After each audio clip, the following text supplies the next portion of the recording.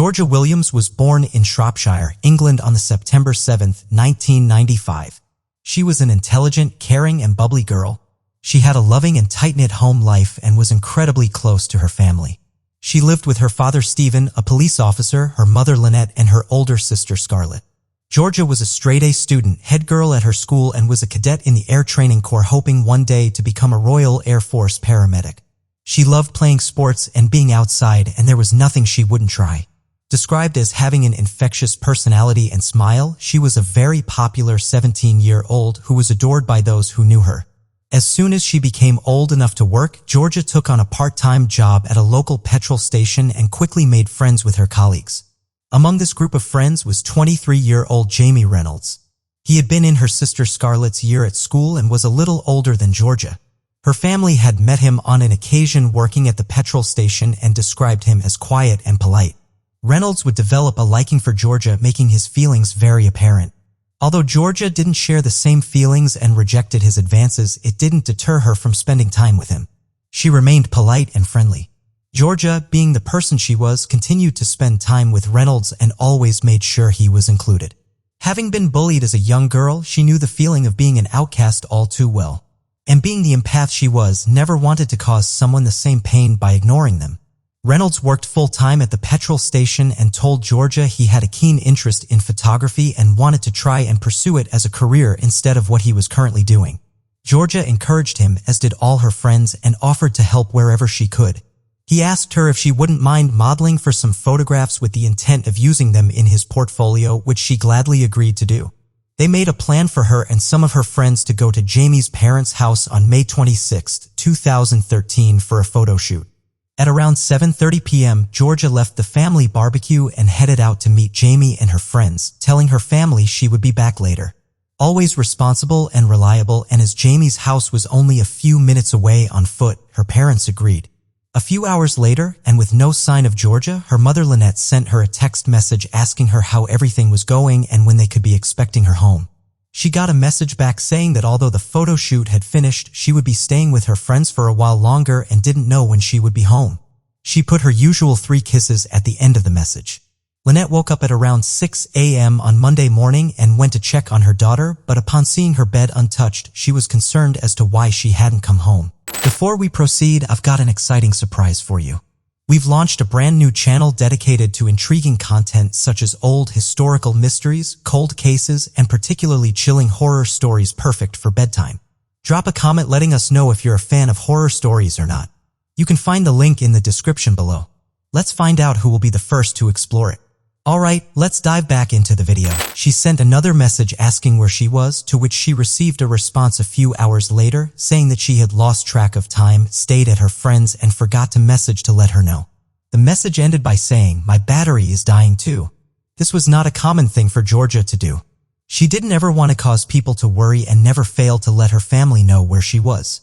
She was due to go to a music festival and take her first driving lesson, and her parents knew that missing those 2 things was a concerning sign. As it got to Tuesday morning, no one had heard anything from Georgia in almost 2 days. It was at this point that her parents really started to panic. They began to ring around her friends to see if she had stayed at their house overnight, but none of her friends had seen or heard from her. Her phone was now going straight to voicemail. Her boyfriend Matthew made a desperate appeal on Facebook, and word quickly began to spread that she was missing. Her parents went straight to the police. The only information they had was that she had spent her evening with Jamie Reynolds. When the police ran a quick routine background check on Reynolds, they immediately became concerned. In 2008, when he was 17 years old, Reynolds was given a final warning for attempting to strangle a 16-year-old girl he had lured into false pretenses of helping her with a project. The youth offending team and mental health services made visits to Reynolds to assess the situation further. His parents had told the team he had an obsession with violent pornography and snuff films, picked in rape and asphyxiation. They also said they had found several disturbing pictures of girls in school uniforms. He had drawn over them and put nooses around their necks. The teams individually determined that he posed a significant risk, but unfortunately the police took no further action, believing the case had been, in their words, suitably resolved. A few years later in 2011, Reynolds was put on the police radar once again when he purposely ran into a colleague's car after she rejected him romantically, but as no checks were made at the time, the link to the 2008 case was not made. Using CCTV and number plate recognition, Reynolds and his van were spotted at a cheap hotel almost 300 miles away in Glasgow, Scotland. Worryingly, there was no sign of George Williams. He was spotted in a car park making a quick change of clothes next to his van. Shropshire police contacted Police Scotland and he was taken in for questioning. He maintained he knew nothing of George's whereabouts, but the police were not satisfied with this. With knowledge of his background, he was arrested and brought back to Shropshire for further questioning. The Reynolds were still saying nothing and denying all the allegations. The next morning at around 5:30 a.m., senior police officers knocked on the Williams' front door. Her parents said that they instantly knew that their beautiful daughter was no longer alive. The team headed back to her last known location, the Reynolds house, to do a thorough and in-depth search. What they stumbled upon horrified even the most experienced and tenured of officers. They found Reynolds' camera in the house that contained a memory card. It was clear that someone had tried to wipe what was on it. Fortunately for the officers, they hadn't succeeded. But with this, the horrific, sickening picture of what had happened to Georgia Williams began to unfold. The pictures showed that Georgia had been forced onto a box with a noose around her neck. Reynolds had kicked the box from under her and hanged her. She was photographed like this all over the house, and after he was done, he raped her dead body, which she also photographed. With this, Reynolds was charged, but he refused to tell them where Georgia's body was. Detective Sergeant Hopwood, who was assigned to assist in the case, described him as someone playing games. The police began to formulate a timeline of Reynolds' movements in the days after Georgia's disappearance, and CCTV would play a vital role in adding to their case. A day after Georgia went missing, he was spotted on camera filling up his van with fuel. Little did anyone know at the time, but Georgia was already dead and her body was in the back of the van. After he killed her, he drove 60 miles to Wrexham in Wales, where he stopped to watch a film at a cinema. He watched one of the Fast and Furious films, the same movie he had been trying to persuade George to go and watch with him. With Reynolds already in custody, the police asked the public for their help. A number of people came forward to tell police they had in fact helped Reynolds at the side of the road when his van had gotten stuck. As soon as the police heard the location, they knew that they would soon find George. On the 31st of May, 5 days after she had gone missing, they found the body of George Williams. She was naked and barely hidden in a woodland area near Wrexham. Jamie Reynolds was officially charged with murder, however it was uncertain as to how he would plead in court. On December 2, 2013, he appeared at Stafford Crown Court. George's father Stephen said he watched Reynolds before he entered the courtroom as he laughed and joked, showing no remorse or care for the destruction he had caused. But before he entered the courtroom, his demeanor quickly changed to almost meek and childlike. Pled guilty to murder, much to the relief of George's family. On December 19th, he was given the harshest sentence possible under British criminal law, a whole life order, meaning he would never be released from prison. He became one of the youngest people in British criminal history to receive this sentence. Mr. Justice Wilkes said, "The sentence I pass on is one of life imprisonment. The early release provisions are not to apply to you. I make a whole life order." Reynolds appealed his sentence in 2014, but the Court of Appeals said there was no possible way a whole life order could be argued against and the sentence was just. His appeal was flatly denied.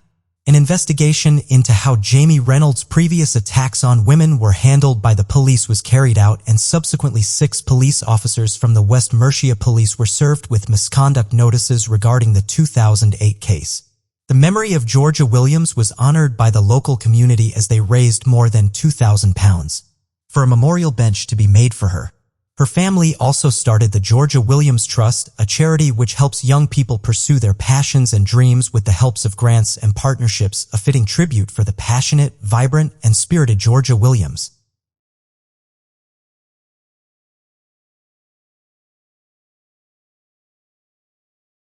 Jessica Lloyd was a popular 27-year-old. She had a close-knit family and circle of friends who adored her. Bright and friendly, she enjoyed nothing more than socializing and being with the people she loved and cared about. Her brother described her as vivacious and outgoing, the kind of person who could walk into a room of strangers and leave with best friends. She lives alone in Ontario, just off Highway 37, in a house set back from the road. She was just a normal, 20-something Canadian with her whole life ahead of her. On the 28th of January 2010, Jessica sends a text message to her friend wishing them a good night. She had to be in bed early as she was due at work the next day. The following morning, her mother found out she hadn't arrived at work. Jessica was extremely reliable and would never fail to turn up without a reason. Panicking, her mother called Andy Lloyd, Jessica's brother, and when he confirmed that he too hadn't heard from her, alarm bells began to ring. He went straight to Jessica's house just off Highway 37. When he arrived, nothing seemed out of place. Everything was where it was meant to be. Her ID was where she'd left it and her keys hadn't been moved. It was then that Andy called 911. Officers were quick to arrive on scene and they too were stumped by Jessica's sudden disappearance. They searched the house for any clues as to where she might have gone, but could find nothing obvious. News of Jessica's disappearance quickly began to spread. When they saw the emergency services surrounding Jessica's house, a pair of local men were reminded of something they had seen the night before. They had been driving down Highway 37, right past Jessica Lloyd's home. They noticed an SUV parked in a field behind her house. They instantly knew there could be a connection and so went straight to the police. Canadian winters are notoriously brutal. The temperature plummets and snow covers the landscape for up to 7 months of the year in some places. This would prove to work in the police's favor. Due to the freezing conditions, they were able to find tire tracks and boot prints in the field where the men had seen the car. The cold had preserved them and they were still in perfect condition. The police finally had a lead. The Ontario Provincial Police set up roadblocks and extensive canvassing around the area to try and find a car with similar treads. Numerous cars came and went and the police were having no luck. On the 4th of February, Colonel Russell Williams was driving his Nissan Pathfinder on Highway 37 when he was pulled over for an inspection of his tires. He was allowed to go on his way, but little did he know that from that moment on he would be under constant police surveillance. As they were investigating the disappearance of Jessica Lloyd, the police were also trying to find the culprit behind a string of disturbing and bizarre cases. Tweed, Ontario is midway between Toronto and Ottawa. It's small with a population of just over 5,000 people, but it's friendly, it's safe, and has a close-knit community. Beginning in 2007, Tweed would be the epicenter of a series of break-ins and burglaries over the next few years. In January 2009, a family returned from a trip to Toronto. Their teenage daughter went upstairs to unpack and noticed that her underwear had gone from her drawers, her bathing suits had disappeared, and photos of her had been removed from the family albums. Police were able to find a DNA sample in her bedroom and the family's life would be forever changed. Their daughter was not allowed to go anywhere by herself and she felt unsafe being in her own bedroom. Larry Jones was a resident of Tweed. He lived on Cozy Cove Lane and was an active member of the community, loving nothing more than going hunting and taking long walks in the area. One day he received a panic call from his daughter saying that she had disturbed an intruder inside her home. No matter what the police tried, the break-ins kept happening, but they would soon take a far more frightening turn. On September 17th, a young mother was asleep with her baby. She was awoken by an intruder who over the course of the next few hours would subject her to a horrific and prolonged sexual assault, leaving her terrified and traumatized. Soon another woman would be attacked in nearly identical circumstances. She was awoken by a man who tied her up and attacked her over the next 2.5 hours. She asked if he was going to kill her and he replied saying there was no need for that. She recognized his voice but couldn't work out why. She would later guess that it was the voice of Larry Jones. The police were quick to arrest Larry, believing they had their suspect in custody. The police searched his home, interrogated him for hours, and made him take a 3-hour-long polygraph test. After weeks of follow-up, they told him he was no longer a suspect. The investigators were back to square one. On the road from Tweed to Belleville stands an old farmhouse. In November, the resident arrived home to get ready for her birthday party. Upon entering her bedroom, she noticed that her bedside drawers were open and some personal items were missing. Her neighbor arrived to take her to the party and they debated on calling the police but ultimately decided against it. Before they left, they checked that the kitchen door was bolted. When she arrived home the next day, she went upstairs to use her photocopier and her neighbor heard her screaming. Her old computer that she rarely used had been turned on and the screensaver had been disabled. In large letters, someone had typed, "Go ahead. Call the police." Whoever had left the note had been hiding in the house the day before when she thought she was alone getting ready for her party. They'd unlocked the kitchen door and gone out the back. Her drawers had once again been emptied. The break-in was investigated by the Belleville police. They were unaware of the events that were going on in Tweed. During 2008 and 2009, there were 34 break-ins and break-in attempts in the area. Thanks for watching. It has over 4,000 men and women assigned there, and in July 2009, Colonel Russell Williams took command. During his youth, he was a notorious prankster who was popular amongst his friendship group, and despite his outward confidence, he never spoke about himself or his background. He was a child of divorce who spent most of his time in boarding school and as a result had little contact with his family. During his time as a student, he only had one girlfriend, but the relationship ended acrimoniously, was heartbroken. He remained single for the rest of his 20s before he married his wife, Marie Elizabeth. Despite his time studying economics at university, he decided he needed a change and was going to join the Air Force. He quickly rose up the ranks and was a model officer. His colleagues said he was incredibly bright, extremely methodical, and unusually calm. Whilst he had living quarters on the base, he and his wife owned a property in Tweed which they purchased 5 years before, and to get to it, they had to drive down Highway 37. Their idyllic cottage was on Cozy Cove Lane, next door to Larry Jones. A few months before Jessica went missing, he'd asked Larry where he liked to go hunting.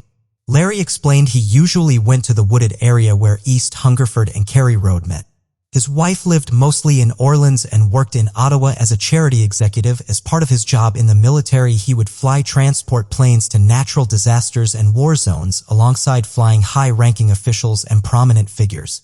He was even in charge of the flights for Queen Elizabeth II and Prince Philip during their state visit to Canada in 2005. One of his fellow officers based at Trenton was Corporal Murray France Como.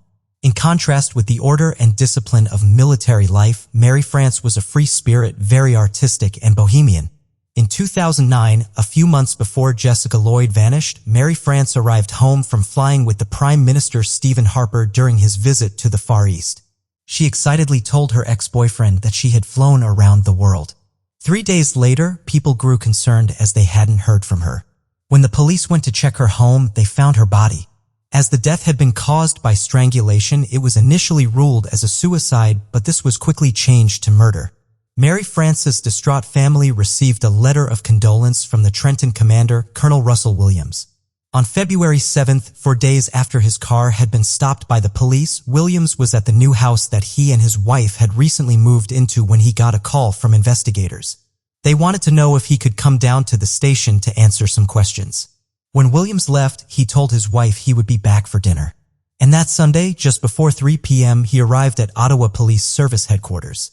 Leading the interview was Detective Sergeant Jim Smith, a veteran of the Behavioral Sciences Unit with a wealth of knowledge and experience under his belt. Detective Sergeant Smith knew he would have to call upon all his skill and patience in order to get Williams to talk. Smith made sure to make it clear to Russell that it was not just the disappearance of Jessica Lloyd they were looking at, but also the death of Murray France Como and the 2 sexual assaults in Tweed, and that they were also aware of his connection to the victims. To the death of Corporal Marie France Como and Williams's connection to her. Smith knew the evidence linking Williams to these unsolved crimes would continue to mount, and so put the pressure on Williams to provide them with more. Turning up the pressure again, Detective Sergeant Smith brought up a piece of evidence that Williams couldn't ignore: the tire tracks outside Jessica Lloyd's house. After this, it was time for Russell Williams to submit a fatal mistake. As the pressure on Williams continued to mount, Smith knew it would only be a matter of time before they would have the answers they were looking for. After talking about what he had done to Jessica Lloyd, Detective Sergeant Smith took Williams back to the previous November, the night that he murdered Corporal Mary France Como. Now Smith took Williams back to where it all began, the 2 unsolved sexual assaults. Colonel Russell Williams had entered Ottawa Police Service Headquarters as a distinguished military officer, a happily married man, and a model Canadian citizen. He left in handcuffs as a confessed serial rapist and double murderer. The confession of Russell Williams sent shockwaves throughout Canada.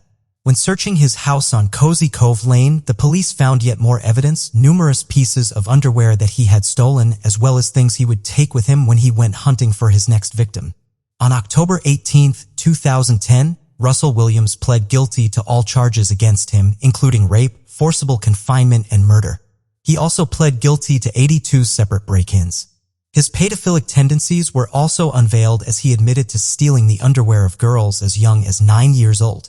3 days later, Williams was sentenced to 2 life terms for murder, 2 10-year sentences for sexual assault, 2 10-year sentences for forcible confinement, and 82 one-year sentences for breaking and entering. He will have to serve a minimum of 25 years in prison before he can even be considered for parole. The Governor-General of Canada stripped Williams of his title and medals, and he was expelled from the Canadian Armed Forces. His commission scroll was shredded, his uniform was burned, and his medals were cut into pieces. The devastation caused by the actions of Russell Williams is both far-reaching and immeasurable. The shattered friends and family of Jessica Lloyd and Murray Franz Como were consumed by grief. Those left behind will never fully recover from the damage he caused, and they also determined that Jessica Lloyd and Corporal Murray Franz Como will never be forgotten.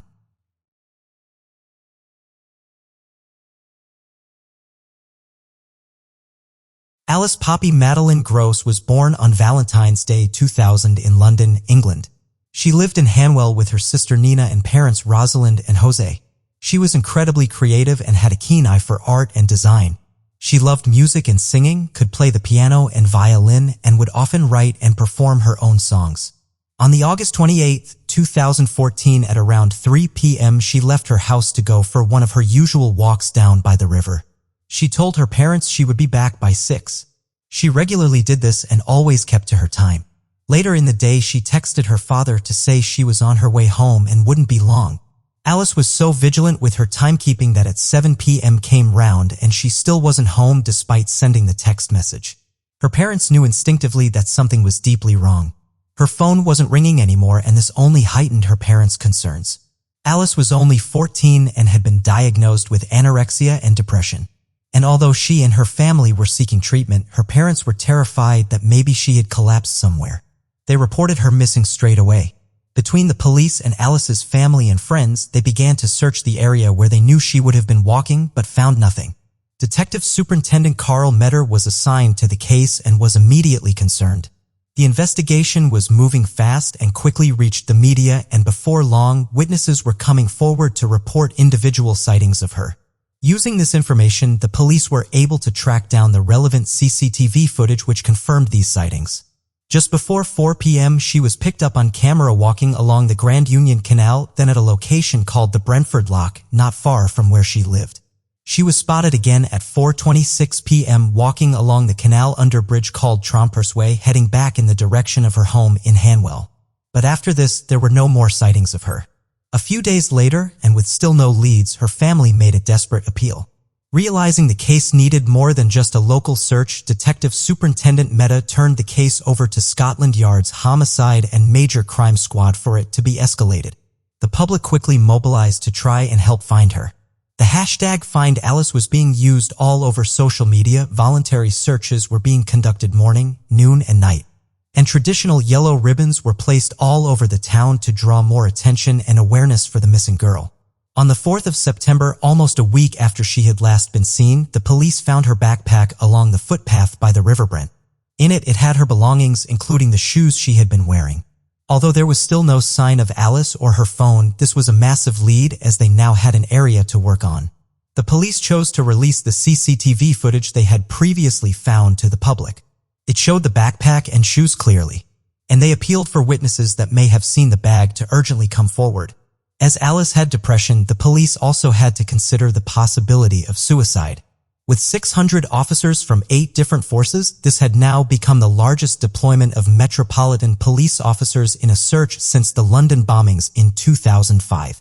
They were reviewing hundreds of CCTV cameras, and a reward of £20,000 was being offered for anyone with information that could help find her. Using divers and sniffer dogs, the police began a mass search operation covering 9 square miles of woodland area, almost 4 miles of water. This was a massive and painstaking task, but with still no sightings or signs of Alice, they had no other options. They searched the murky waters and went through the thick woodlands with a fine-tooth comb, but the search turned up nothing. The phone data analysis revealed that when she sent the message to her father saying she was heading home, she was right by the River Brent.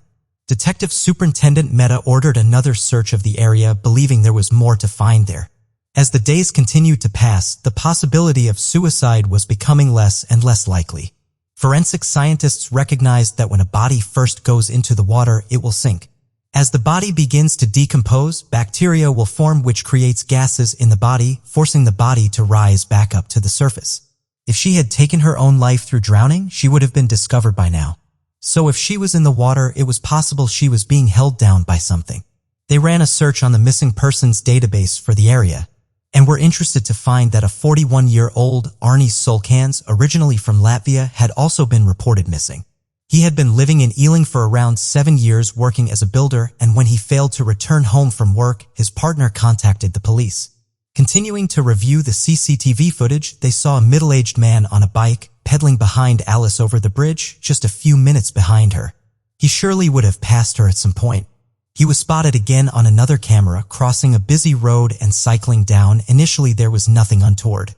Except when the police looked deeper, they realized that the time it had taken for him to cycle from the bridge to the main road had taken almost 45 minutes, when normally it would take just a few. The man on the bike was formally identified as Arnis Solkans. The cameras they had used to track down Alice began to paint a very sinister picture. The police saw Solkans on CCTV riding back to the area where Alice had last been seen, twice in 12 hours. He returned at 7:45 and re-emerged from the area at 8:50 on the evening of the 28th. He was now wearing different clothes. He returned one final time just before 7 a.m. on the 29th. Further CCTV showed him in a shop, buying some beers at around 8 p.m. on the 28th. Mehta and his team headed for Zalkin's property in Ealing to begin the search. Upon doing a background check, the team's worst fears were realized. Zalkins had in fact been previously convicted of murder. He had beaten and stabbed his wife to death and buried her in a shallow grave. He served 7 years in a Latvian prison for the murder of his wife. In 2009, just 2 years after arriving in London, he sexually assaulted a 14-year-old girl near the same canal he rode his bike down, just 2 miles from where Alice had gone missing. At the time, it wasn't Scotland Yard's policy to run the same checks that they do today, so Zalkin's past in Latvia was never brought to their attention. The 14-year-old girl did not make a formal statement, and he was never prosecuted. For weeks after the search for Alice began, the police did a reconstruction of the last route she took, with an actress wearing an identical outfit in the hope more people would remember seeing her. No piece of evidence was too small, and the police needed every lead they could get. Detective Mehta and his team knew they were now looking for a man behind Alice's disappearance and likely murder, but Zalkins was nowhere to be found, and the police were panicking that he may have left the country. September 30th, 5 weeks after Alice had last been seen, a devastating and gruesome discovery was made. Just a day later, they officially confirmed they had recovered the body of Alice Gross. She was naked apart from a single sock, tied up in a fetal position and wrapped in bin bags. She had been weighed down by bricks and logs and tied to a bicycle wheel. Further analysis showed that she had died of asphyxiation. A cigarette butt was found at the crime scene, which had Zalkin's DNA on it. DNA of his was also found on Alice's shoes inside her backpack. During their search of his property, underneath his patio, they discovered the back of Alice's iPhone 4S. For days after Alice's body was discovered, the police finally found Arnis Zalkins. He had committed suicide by hanging himself in a secluded, woody area of Boston Manor Park in Hounslow.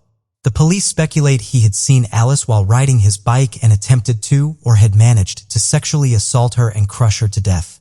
He then returned several times to try and conceal her body. It was a truly harrowing picture. The police confirmed that if they had found him alive, they would have enough to charge him with the murder of Alice Gross. On the 23rd of October, 2014, Alice was laid to rest, and her family and the community could finally begin to grieve.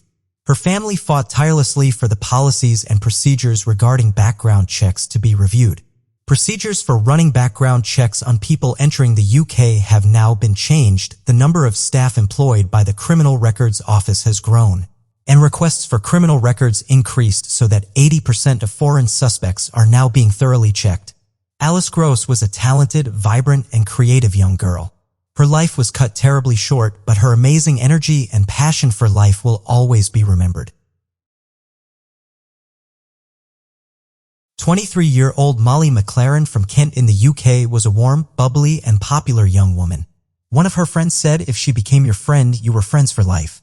Molly was in her second year at Kent University and studying health and fitness, which was her main passion in life. Having battled bulimia, she was determined to overcome her issues and take back control. She even launched a blog talking about her recovery and offering support to others going through the same thing. Her mother said that although outwardly she was confident and positive, inside she was still quite reserved and could often feel insecure. But this didn't stop her from throwing herself into her studies, and she was on course to get a first-class honors degree. In the summer of 2016, Molly joined the dating app Tinder, and it was on this site that she 5-year-old Josh Stimpson. They spoke for around 3 months before meeting up in person and quickly began a relationship. Stimpson was open about his battles with bipolar disorder and even ran a marathon to raise money and awareness for it. Molly saw him as someone she could help and hoped he would be there for her too. Although initially the relationship seemed to be going well, Molly's friends and family soon started to see a change in Molly and how happy she was. Josh had started becoming controlling, and he eventually started turning up at her house and invited and developed a problem with her spending time with other people. He started taking video recordings of her and tried to stop her being alone with her friends. This was a sign for Molly that she needed to spend more time on her studies and focus on herself. She decided she needed to end the relationship.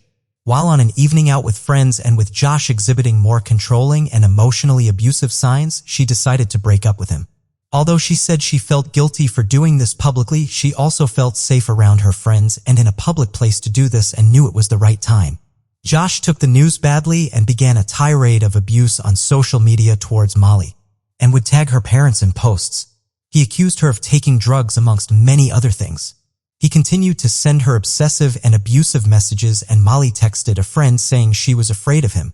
Her mother Jo decided enough was enough and took it to the police. At this point, with no criminal record, the police could only advise Molly to avoid all contact with him and keep track of everything. They did contact Josh, however, and told him if his behavior persisted they would be forced to arrest him. A few days later, Stimpson joined Molly, had applied to work, and continued to bombard her with messages and calls. The police spoke to him for a second time. Around 5 p.m. on June 27th, he bought a knife from an Asda in Chatham. He then bought a pickaxe from a nearby home base 24 minutes later. Things then went very quiet until Molly posted on Snapchat saying she was out for a meal and drinks with some friends. She thought nothing of this as Stimpson had been blocked on everything. While she was out, however, Stimpson turned up and Molly felt so violated and uncomfortable that she left early. The next day at around 10 a.m. she headed for a morning workout at Pure Gym at the Dockside Retail Park in Chatham, but the atmosphere quickly changed. At 10:25 Stimpson arrives outside the same gym. He momentarily turns around on the stairs but comes back up and starts working out next to her. She sends messages to her friends and mother saying, "He's just turned up. I feel like I'm looking over my shoulder all the time. Leave straight away and come home." She has a brief conversation with Stimpson before he leaves, again pausing on the stairs for a moment before heading outside. Molly waits a few minutes to leave the gym herself. The events that transpire soon after are nothing short of horrific. Just after 11 a.m., Molly McLaren got into her car in the car park of the gym, where she was ambushed and attacked by Stimpson, who had been waiting for her. She was stabbed 75 times in a frenzied and brutal attack. In full view of the public, a passerby tried to save Molly by attempting to drag Stimpson out of the car, but he was so covered in blood that the member of the public couldn't hold on to him to pull him out. When the police arrived, Stimpson said, "She's in the car. I've killed her." It turned out that Stimpson had gotten someone to keep track of Molly on social media, and that's how he knew her whereabouts the whole time. Her friends and family would hear about it on the news. Her mother said the second she heard the story, although they didn't confirm the name, she knew instantly it was her daughter. On June 30th, 2017, Josh Stimpson was charged with murder. He claimed diminished responsibility and said he couldn't remember anything about the attack.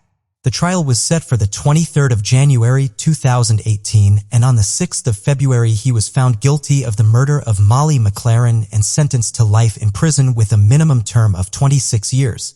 Her parents accepted her university degree posthumously and went on to set up the Molly McLaren Foundation.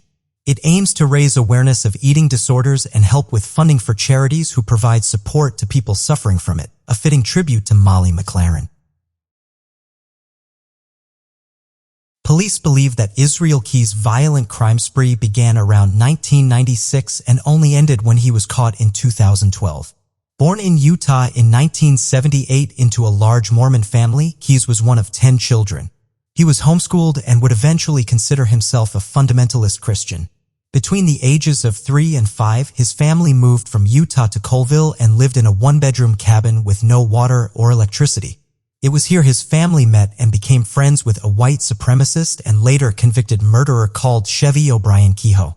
In 1998, Keyes joined the U.S. Army and served until he was discharged in 2001. He was said to have been quiet, although he would often drink heavily, consuming whole bottles of bourbon to himself.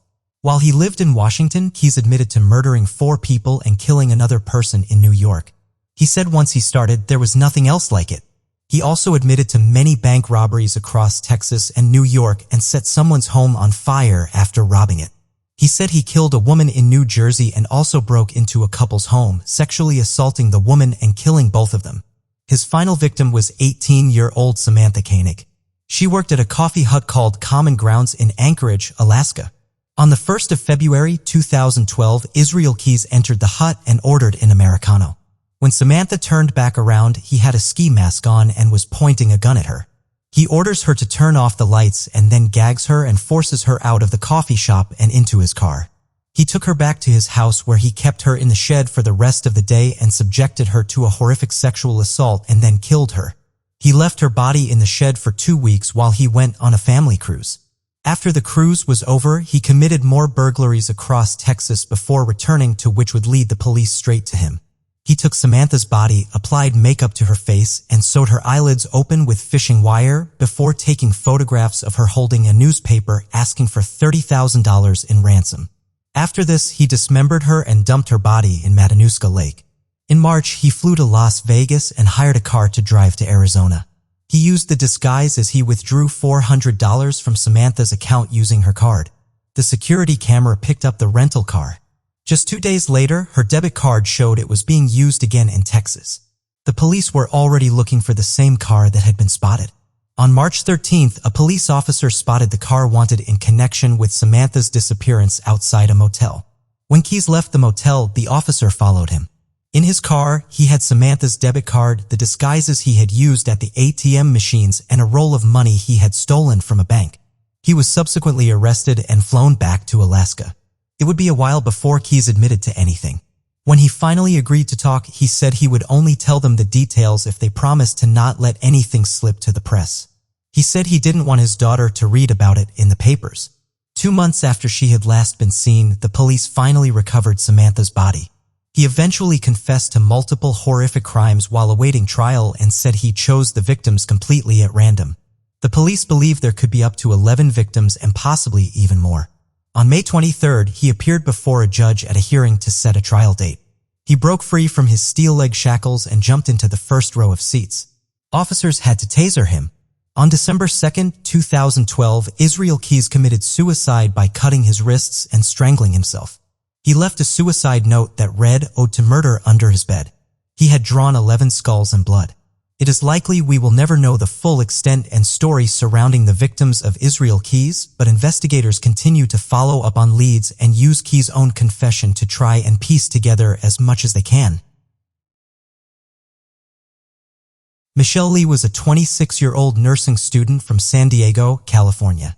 Studying at Samuel Merritt University, she was working at the Kaiser Permanente Medical Center in the San Francisco Bay Area. She worked on the maternity ward, which she loved. Michelle was close to getting her degree in nursing and was excited for the future that lay ahead. Alongside nursing, she was also a part-time accountant and worked hard to balance everything. Her mother had also been a nurse but had tragically died of cancer in 1999 when Michelle was just 15. She took on the maternal role in her family, looking after her younger brother and cousin. She never struggled to make friends and was a very popular young woman. Kind, caring, smart, and hardworking, nursing was the perfect fit for her. May 27, 2011, on a quiet Friday evening. Michelle was in the middle of a clinical training session. This was the final class she needed to complete in order to graduate. And finishing this would complete her internship. She told the supervisor she quickly needed to head to her car to get some medication. Michelle never returned and the instructor was deeply concerned. She headed out to the parking lot with a security guard to try and find her. She saw Michelle's white Honda drive away, and although the instructor called out after her, the car never came back. People at the hospital tried to contact her, but they only received text messages back, one of which said she was heading to Reno and wanted to be left alone. With only a day left of her internship and with graduation just a short while away, this made no sense to her classmates. Her purse, wallet, and driver's license were all still in the break room. The hospital security guard found blood on the floor of the parking lot where Michelle's car had been parked, and it became apparent that something deeply sinister had happened. Fortunately, the police quickly located her car the following morning thanks to a theft and recovery tracker, and it was parked half a mile away in a parking lot of an apartment complex. Inside the car was a lot of blood, and it was clear that Michelle didn't leave the hospital of her own accord. Police found a hospital ID badge in the car, but it wasn't Michelle's. It belonged to someone called Katie Miller. Katie had only just enrolled and was yet to start at the hospital. She was in Hawaii at the time of Michelle's disappearance. So who had stolen Katie's ID and how had they done it? Her family and friends were baffled, and no one had any idea as to who would want to hurt Michelle. Michelle's best friend Giselle Esteban came forward and told police that she had seen Michelle that night at the hospital along the walkway. Giselle had gone through school with Michelle and had been hoping to study nursing alongside her pregnant and had a baby with her boyfriend Scott. Unable to balance it all, Giselle dropped out of school, and her and Michelle eventually started to drift apart. Giselle was at the hospital that night getting a scan as she revealed to police she was pregnant for a second time. She told the police that Scott and Michelle had been an item and the investigators needed to look more closely at him. There was a lot of CCTV around the hospital, and if Scott was involved, the police felt certain he would have been picked up on camera somewhere.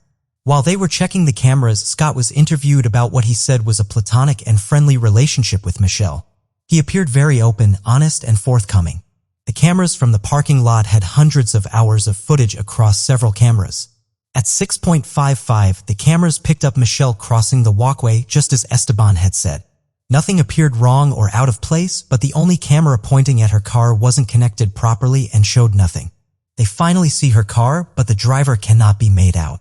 Inside the building and tracking where Katie's keycard had been scanned, they spot something. A woman is seen around the hospital in various locations wearing a baseball cap covering her face. She is seen trying and failing to get into several rooms. She manages to get into one with Katie's keycard. She turns off the lights, grabs a lab coat, and picks up some files. In this moment, they realize who it was. It was Giselle Esteban, Michelle's best friend. Giselle was brought in by police for formal questioning. She was standoffish with investigators and covered her face the whole time. The shoes that she had worn that day tested positive for Michelle's blood, and Giselle's hair was also found in Michelle's car. Her ex-boyfriend Scott told police that Giselle had threatened him and Michelle's life for talking to each other. Even without Michelle's body, the police had enough to charge Giselle Esteban with murder.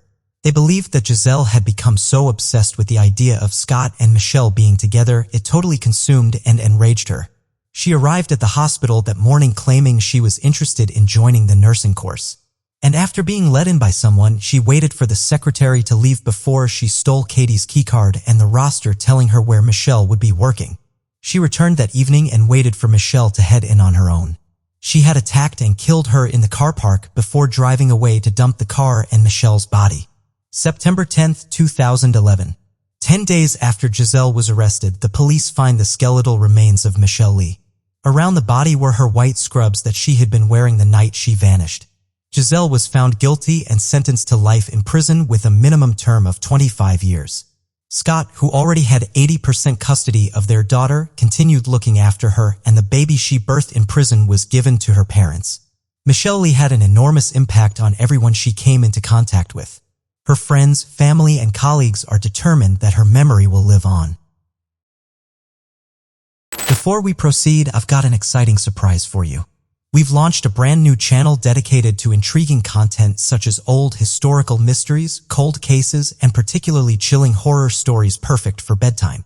Drop a comment letting us know if you're a fan of horror stories or not.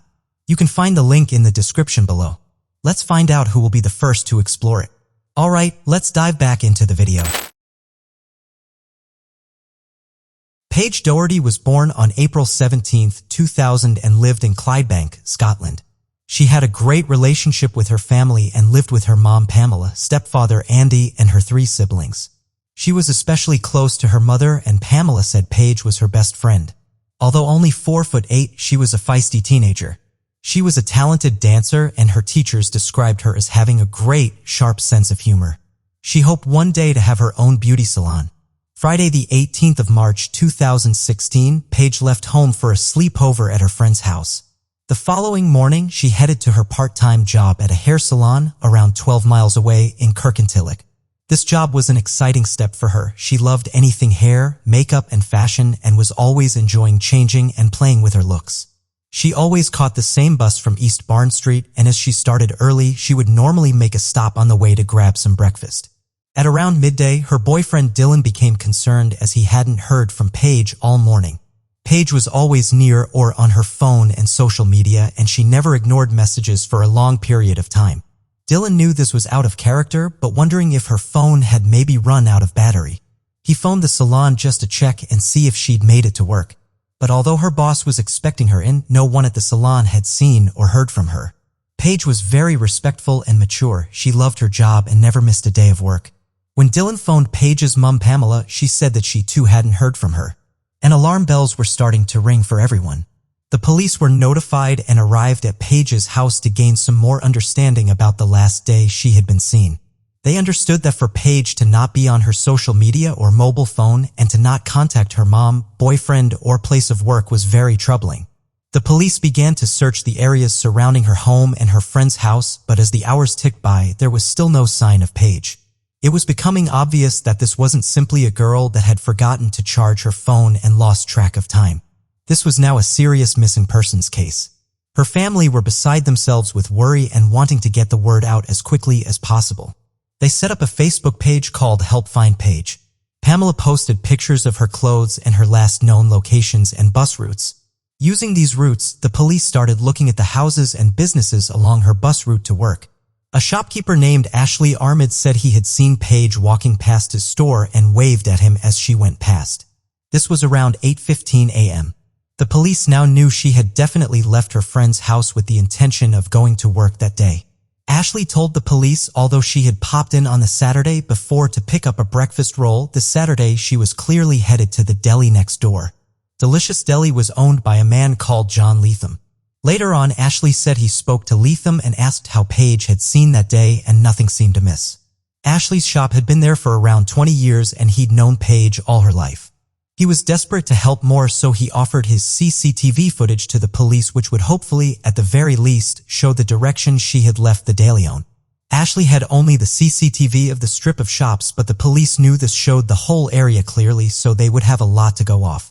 The CCTV would take some time to process, but at this point it was the only lead the police had. On Monday afternoon at around 12:45 p.m., just 2 days after she had last been seen, the news everyone was dreading came in. Paige's body had been found at the side of Great Western Road in some woodland. Her mother would talk of her gut instinct and how she knew on the Saturday night that something bad had happened and was preparing herself for the worst. Paige's official cause of death was listed as sharp force injuries to the neck, and she had around 61 stab wounds with over 100 injuries to her body, inflicted with at least 3 weapons. It was a truly brutal attack. No one had any idea who would ever want to hurt Paige in this way. Her mother was targeted by online trolls, sending her pictures of her daughter alongside gruesome and horrendous comments. Although twisted, none of these people were considered suspects, and the police decided to head back out onto the strip of shops where Paige had last been seen. They were still waiting for the CCTV footage to come through, but wanted more information from the shopkeepers. Despite what Ashley Armid had said about his conversation with 31-year-old John Leatham, Leatham said he couldn't keep track of all his customers and told the police he didn't recognize Paige. Although this was possible, it was a small community and Paige was a regular, so the police knew it was highly unlikely that he didn't know who she was. They probed deeper, and Leatham eventually said he did remember seeing her. He said she came in to buy a breakfast roll, they chatted for a while, and then she left to go and catch her bus. Due to where her body had been found, the police were almost certain that she had never made it onto the bus. When the CCTV footage finally came in, the police could clearly see her entering the deli, just as Ashley had said at around 8:21 a.m. They watched and waited for her to leave, but she never re-emerged from the deli. The police had only a couple of hours of tape, and it was possible she had stayed in the deli for a longer period of time, but John Leatham said she had came and went. And with her job expecting her shortly after, it made no sense as to why she would be there for so long. The police asked Leatham to come in for questioning, as they needed to know why he had lied about how long she had stayed in Delicious Deli for. They also asked him for any CCTV of inside the shop and requested further footage from Ashley's shop front too.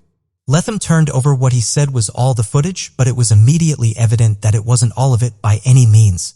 Large portions of the video were missing, and it didn't even show Paige entering the deli at all. It was starting to become apparent that something frightening had happened to Paige inside that building. Lethem is seen opening up at around 7:17 a.m. and bringing in some takeout coffee cups. Ashley's CCTV footage shows Paige entering at 8:21 a.m., but just 10 minutes later the shutters went back down on the deli. At 9:27 he left the deli and returned within a few minutes with his car parked outside. The shop then opens for service at 9:36. At 9:58 he is seen running from around the back of his shop to another store next door, then just a minute later he runs out again and round the back. For minutes later he heads to his car and moves some things around in the boots. The boot remains open as he heads back inside. He was then shown returning carrying a large bin bag. Just before noon he exits the building a final time, gets in his car and drives off. Luther returns at around 6:04 and he is now wearing different clothes. The owner of the neighboring shop said that when John was seen there at 9:58 a.m. he was buying cleaning products and bin bags. A local hairdresser that had caught John just before 9:30 when he was heading to his car said he had told her he had a nosebleed and was needing to collect his car. On the March 21st, 2 days after Paige had last been seen, he was also caught on CCTV in a wooded area close to Great Western Road, less than a mile from the deli and close to where Paige's body had been found. The evidence was overwhelming, and on the March 23, 2016, 4 days after Paige Doherty had gone missing, Delicious Deli was officially a crime scene and Lethem was in custody. Lethem answered no comments, but said they wouldn't find any of her blood anywhere in the deli. Forensic investigators, however, would prove him wrong. An examination of the building found Paige's DNA on the walls and between the floorboards. The police believed that when he had left the deli at around noon, he drove just 500 yards to his house where he concealed Paige in his garden shed. He took his wife and child out for a meal the day after and went about his day as normal. A day later, he moved Paige's body to the side of the road. On the 24th of March, the town's iconic Titan crane was lit up pink throughout the night to honor Paige Doherty. This awful crime had shattered the community and the whole town was mourning the loss of such a beloved young girl. The case had moved rapidly. John Lethem was charged with murder and appeared at Hamilton Sheriff Court on March 26th and again on April 1st, but both times he made no plea. On the 26th of April, 2016, Paige Doherty was laid to rest and the pain the community felt was evident, as well as the anger that something like this could even happen. She would have turned 16 just a few days later. 2 fundraising campaigns helped Paige's family meet the funeral costs and made more than £14,000 a day after they were set up. 7 months after Paige had last been seen, on the 12th of October, John Lethem pled guilty in the High Court at Glasgow to the murder of Paige Doherty. Lethem claimed that on the morning of March 19th, Paige had inquired about a job at the deli, but upon finding out she was only 15, he said it might not work out. He then claimed that Paige had said if he didn't give her the job, she would tell everyone he had touched her inappropriately. He felt the only way to get out of the situation was to stop her. Paige's family were horrified and said Paige would never have done something like that. Judge Ray said, "You claim she threatened to reveal you had touched her inappropriately if you didn't give her that job. No evidence has been placed before me to support this. Even if true, your reaction was in no way mitigating of this appalling, wicked crime. There is no evidence or motive to explain the ferocity of this attack." Not long after he began his sentence, he managed to successfully appeal it in February 2017, and his sentence was reduced to 23 years. On the second anniversary of her death, Weston Bartonshire Council paid tribute to Paige and every other victim of violence by lighting up the Titan crane in red. Paige's mother Pamela joined forces with Kevin Woodburn. Kevin's son Sean was murdered in 2017, and he knew the pain that Pamela had gone through all too well. They requested that unless an extension is agreed to, a 14-day limit must be put on postmortems to save the families of victims more pain and stop them from laying their loved ones to rest. The bill was then given to the Justice Committee. It then started to go through a 3-stage parliamentary process, and if it's approved at each stage, it will become law. As of May 2020, it is at its first stage. The charity Paige's Promise was set up to help support grieving families with retreats and offer self-defense classes to children. Paige Doherty was a talented, passionate, and clever young girl. She showed tremendous promise and had big dreams. Although her life was cut dreadfully short, her bright, bubbly personality is still remembered fondly throughout the community she lived in.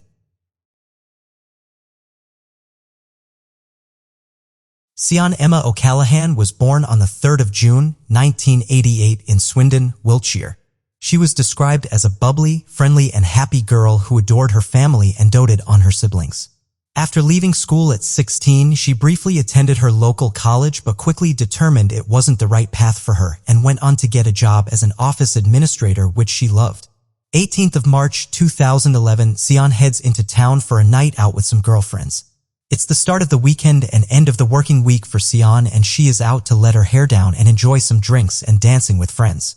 After some food and a few trips to local pubs, the last stop of the evening is the Suju nightclub in Wiltshire, just half a mile from the flat she shared with her partner of a couple of years, Kevin. Early morning, Sunday, March 19th, Sian's mother Elaine is on a hotel mini-break with her partner when she receives a concerning phone call from her son Liam. Kevin has contacted him to see if he has heard from or seen Sian as she hasn't come home. She's not answering her phone and she's not being present on social media. Although concerned, Elaine remains calm and decides to give it more time. She leaves several voicemails throughout the morning but receives no answer back from Sian. Just before 10 a.m., her partner Kevin raises the alarm with Wiltshire police. He is frantic with worry and desperate for answers. This behavior is totally out of character, and no one can make sense of it. She is officially reported as a missing person, and the investigation begins with Detective Superintendent Stephen Fulcher and his team in charge of the case. They begin with the people closest to her, her family, and Kevin. Kevin tells the police that he returned home from some drinks with friends at around midnight. He called Sian to check on her and she didn't pick up. Thinking nothing of it, he sent her a text message and then another at around 3:30 a.m. Phone records would corroborate this, and would also confirm that Sian's phone was no longer ringing at all. Some of the friends that she was at Suju nightclub with helped fill in the gaps. They said they had lost Sian at around 2:30 a.m. and after looking for her left shortly after, assuming she had simply gone home. After confirming what Sian was wearing that night, the police headed to Suju to gather any camera footage they could. It doesn't take long for them to pick her up on the club's CCTV. Just before 3 a.m. they follow Sian as she is seen leaving the club and going down the street that would have been consistent with her route home. While the police were continuing to check the CCTV, missing persons flyers were being handed out and the general public was helping in the search for Sian. Media outlets began to run the story, hoping to generate more witnesses and publicity for the case. Her family and partner made an emotional public appeal for answers, witnesses, and support. An anonymous donor offered a reward of £20,000 as the search intensifies. Digging deeper into the footage along Sian's walk home, the cameras pick her up again. She is alone and walking down a deserted road.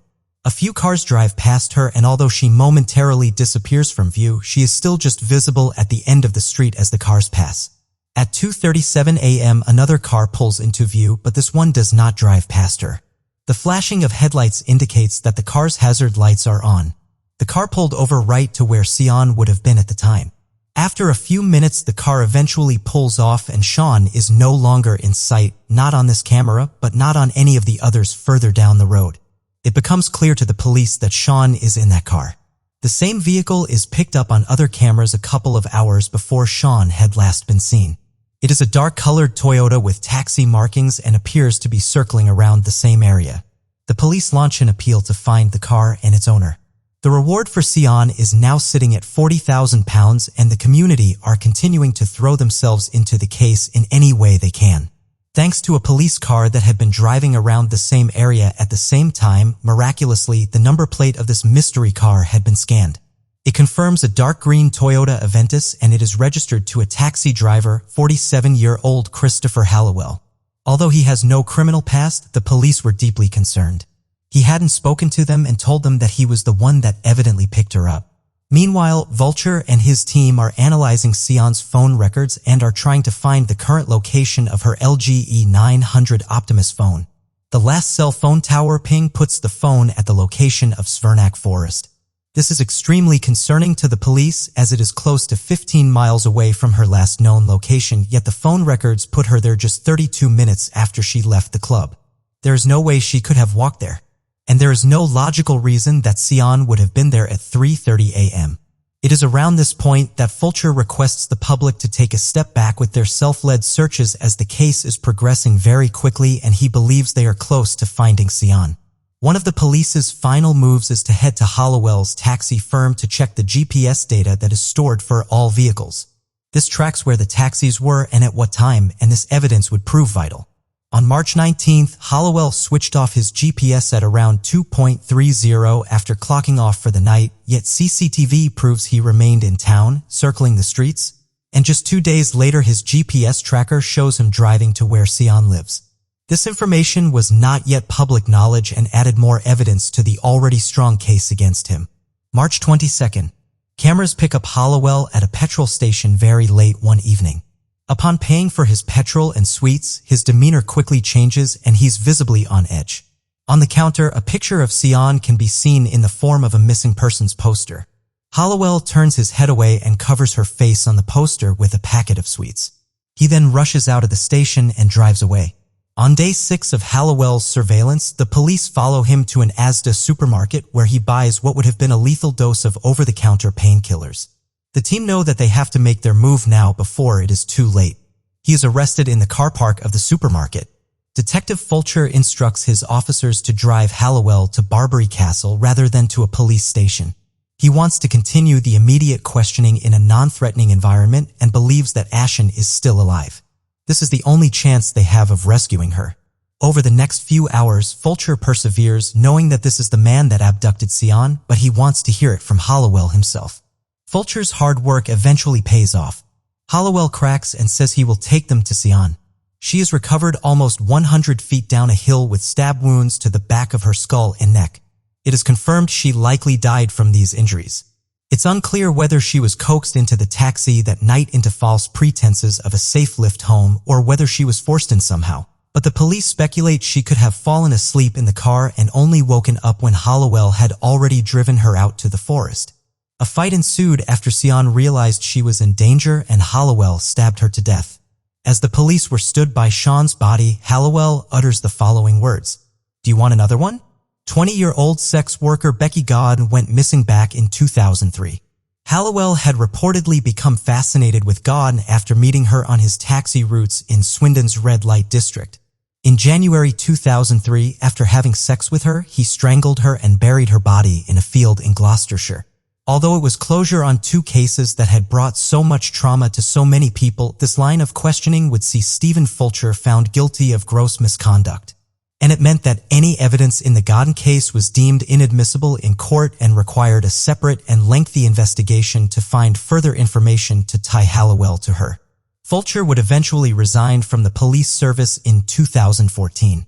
He maintains to this day that it was the right and best thing to do for the case and the families and says he doesn't regret his decisions. In September 2011, Christopher Hollowell was found guilty of the kidnap and murder of Shane O'Callaghan, being handed a life sentence. And in March 2016, he was also found guilty of taking Becky Godin's life too. He is said to have laughed as the guilty verdict was read out, showing no sign of remorse, and grinned as he was led back to his cell. He is now serving the most severe sentence possible in British criminal law, a whole life order, meaning he will never be released and he will die behind bars. On the April 18, 2011, over 500 people filled the streets of Swindon for Sion's funeral, although it was a private ceremony. The funeral procession slowly drove through the town, giving the public the chance to pay their respects to her and grieve. Sion's vibrant, warm, and sociable personality was evident in how many people had turned out to pay their respects and honor her memory. Despite the tragic circumstances surrounding the deaths of Becky Godin and Shane O'Callaghan, their friends and family are determined that their memories will never be forgotten. The city of Pocatello is located in the northwestern state of Idaho. It's largely made up by members of the Church of Jesus Christ of Latter-day Saints and is considered a safe, close, and tight-knit community. Known as the Gateway to the Northwest, for over 100 years Pocatello has been home to tourists, travelers, and residents alike. It is a place that people are proud to call their home. However, in 2006, the city of Pocatello would be at the center of one of the most horrific and disturbing murders in modern U.S. history. Just 4 days before Christmas in 1989, Cassie Jo Stoddart was born. She grew up in a secure and loving family who fought the world of her. She was a committed and straight-A student who kept out of trouble, had lots of friends, and was on the right path in life. As she was both reliable and trustworthy, her aunt and uncle, Allison and Frank Contreras, asked her to house it for them and watch their pets whilst they were out of town. So on the evening of the 22nd of September 2006, she headed over to the house. Whilst at the home on Whispering Cliffs Drive in northeast Bannock County, she invited over her boyfriend, Matt Beckham, at around 6 p.m. Later in the evening, her school friends, Brian Draper and Tori Adamczyk, who she went with, also visited. She gave them a tour of the house and then they settled in to watch a film. The teens were halfway through Kill Bill Volume 2 when Brian and Tori said they were going to go to a cinema to watch a film instead, and with that they left. While Cassie and Matt continued relaxing, without warning, the power went out. Unsure as to what to do, Cassie became uneasy, but before long the power came back on. Matt spotted one of the dogs staring down the basement stairs before it started to bark and growl, but he thought nothing more of it. Matt rang his mother to see if he could stay with Cassie that night as she felt unsafe. His mother said no, but said that Cassie was welcome to stay with them. She declined, saying that she had been asked to look after the house by her family and felt obliged to stay. At around 10:30 p.m., Matt's mother arrived to collect him. Brian and Tori wanted to meet up, so called them. As they said they were going to the cinema, Tori was whispering so Matt couldn't hear what he was saying. Matt ultimately decided to stay at home. 2 days later, on Sunday, Cassie's family returned home to Whispering Cliffs Drive. Upon entering the house, Cassie's 13-year-old cousin was confronted by a horrific and traumatizing sight. Cassie was found on the living room floor, having been stabbed to death in a frenzied and brutal attack. The police quickly arrived on scene and sealed off the area. An autopsy revealed that Cassie had been stabbed approximately 30 times, with 12 of the wounds being potentially fatal. 3 days after Cassie's body was found, the police announced they had made arrests in connection with her murder, and this would send shockwaves throughout this tight-knit community. Brian Draper and Tori Adamczyk had been taken into custody and were being interrogated by investigators. People were stunned. These were not only classmates, but trusted friends who Cassie enjoyed spending time with. Both boys were considered social outsiders, but Cassie had embraced and befriended them. Brian had spent most of his childhood in Utah before his family moved to Pocatello. It was at Pocatello High School that he met Tori Adamczyk, and they soon bonded over their mutual love of film. They used a camera to document different aspects of their lives, and Cassie soon featured in many of their recordings. On September 27th, after hours of interrogation, Brian Draper agreed to lead officers to where he and Tori Adamczyk had gotten rid of the items they had used in Cassie's murder. A partially burned mask, a Sony videotape, and a partially burned handwritten note. Police tried to decipher what the note said and were able to determine a few sentences, parts of which read, "Is home alone? Stop out the house." Runs into Tori. "We murder Cassie." Brian chases her. "Kill her." The terrifying picture was starting to become clear. This had not been a spur-of-the-moment murder. This had been a carefully planned and executed crime, a fantasy that they had been determined to carry out. As the investigation continued, they uncovered more disturbing evidence against Brian and Tori. The pair had filmed Cassie on the morning of the murder when they were at school. Investigators also found footage of them gleefully talking about what it was they were about to do. There should be no odds against killing people. I know it's a wrong thing, but that night had finally become clear. Whilst at the house and giving them the tour, Cassie had shown them the basement, and before they left, Brian unlocked the door to ensure that he and Tori could re-enter the house without them being noticed. After they said they were going to head to the cinema, they left the house and returned to the neighborhood later and parked down the street. I'm at 9:50, September 22nd, 2006. We know there's lots of doors. There's lots of places to hide. I locked the back doors, that's all locked. Now we've just got to wait. They left the car and put on dark clothes, gloves and masks before heading back to the home. They let themselves in through the unlocked basement door and cut the power at the circuit breaker, plunging the house into total darkness. They hoped that Cassie and Matt would come down to the basement to investigate, but when neither of them did, they turned the power back on. The dog that was growling and staring down the stairs had spotted the pair of them hiding in the basement. When Matt rang to ask if they wanted to hang out, Tori was whispering so he wouldn't be discovered hiding inside the house. After they were sure that Matt had gone, the pair cut the power again. Brian opened and slammed a door at the top of the stairs. The aim was to scare Cassie as much as possible. They then terrorized and terrified her before brutally stabbing her to death. The disturbing details did not stop there. Tori Adamczyk and Brian Draper, two seemingly unremarkable 16-year-old boys, were charged with first-degree murder. During the interviews, the boys turned on each other. Brian initially said that while he had been in the room when Cassie was murdered, it was Tori who had stabbed her and not him.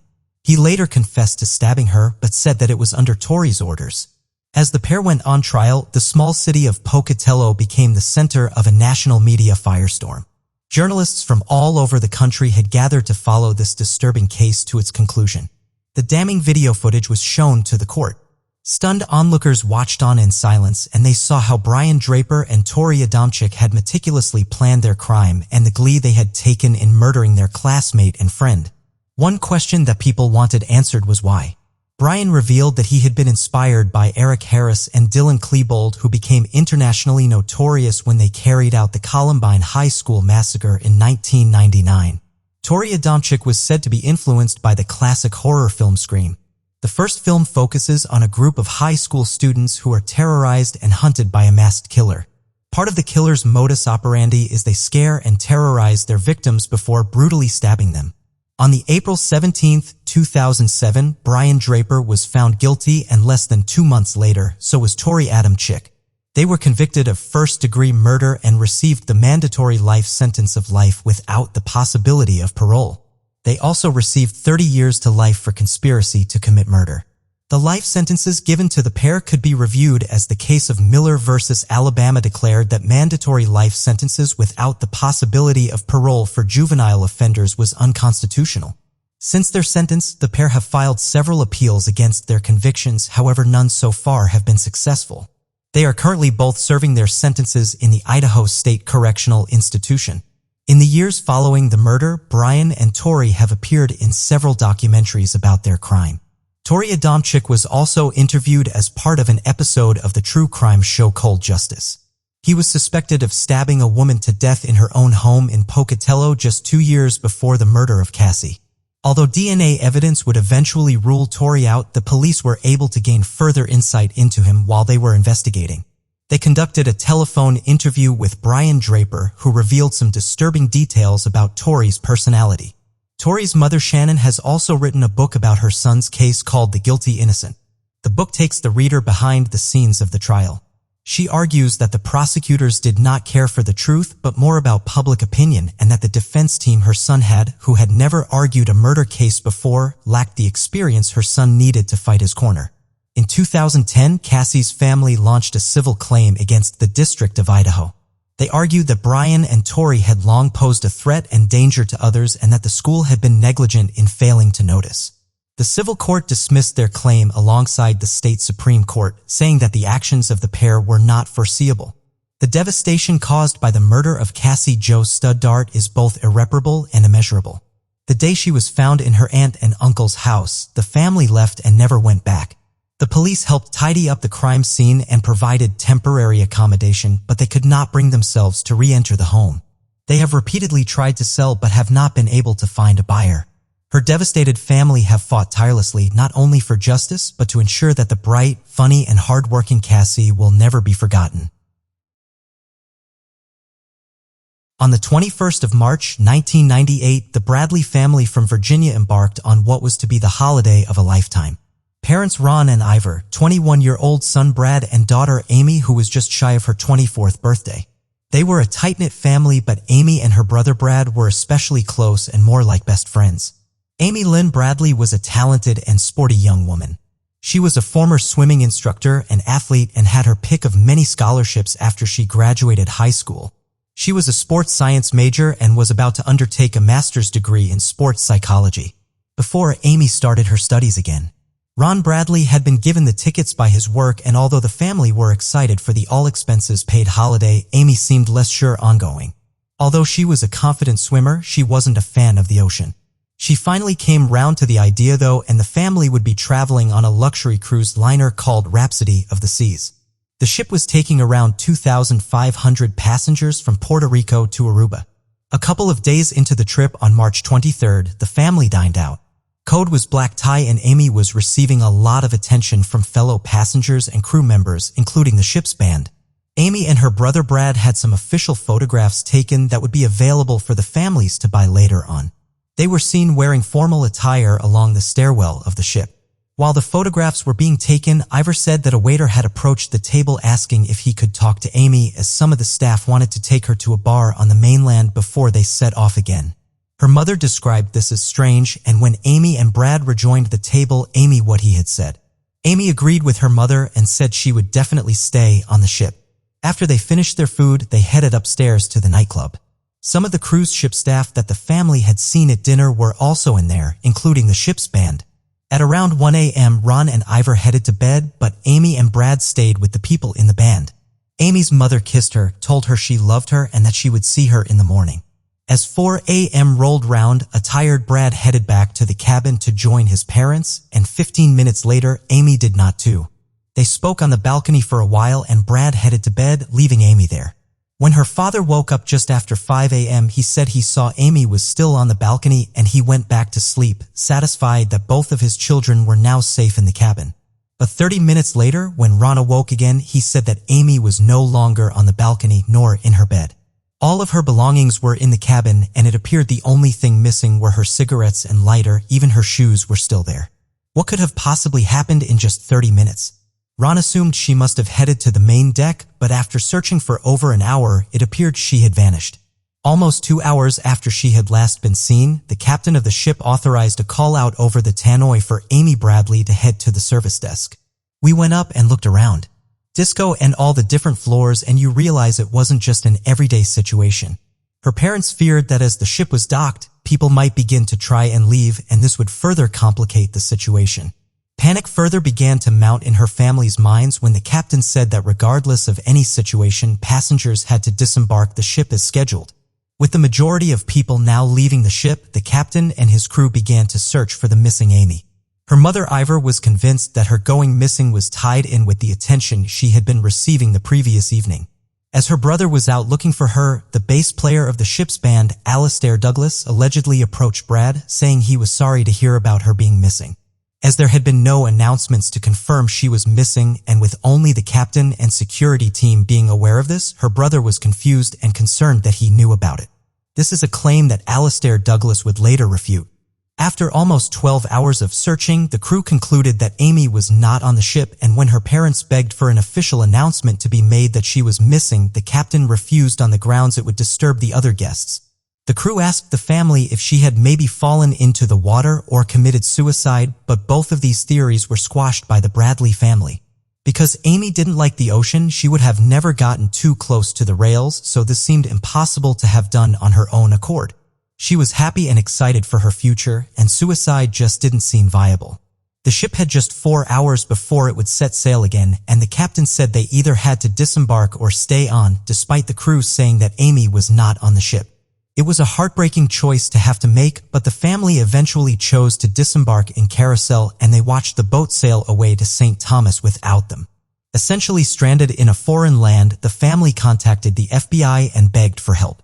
The FBI told them to fly to St. Thomas and get back on the ship at any cost and on their say-so. The FBI contacted the cruise liner, and upon probing for more information, they determined that a full and thorough search had not actually been carried out. Valuable time had now been lost, and what had started as a dream holiday had descended into a living nightmare for the Bradley family. It was now the 26th of March, and with the FBI on board the ship, it was finally being investigated as a missing persons case.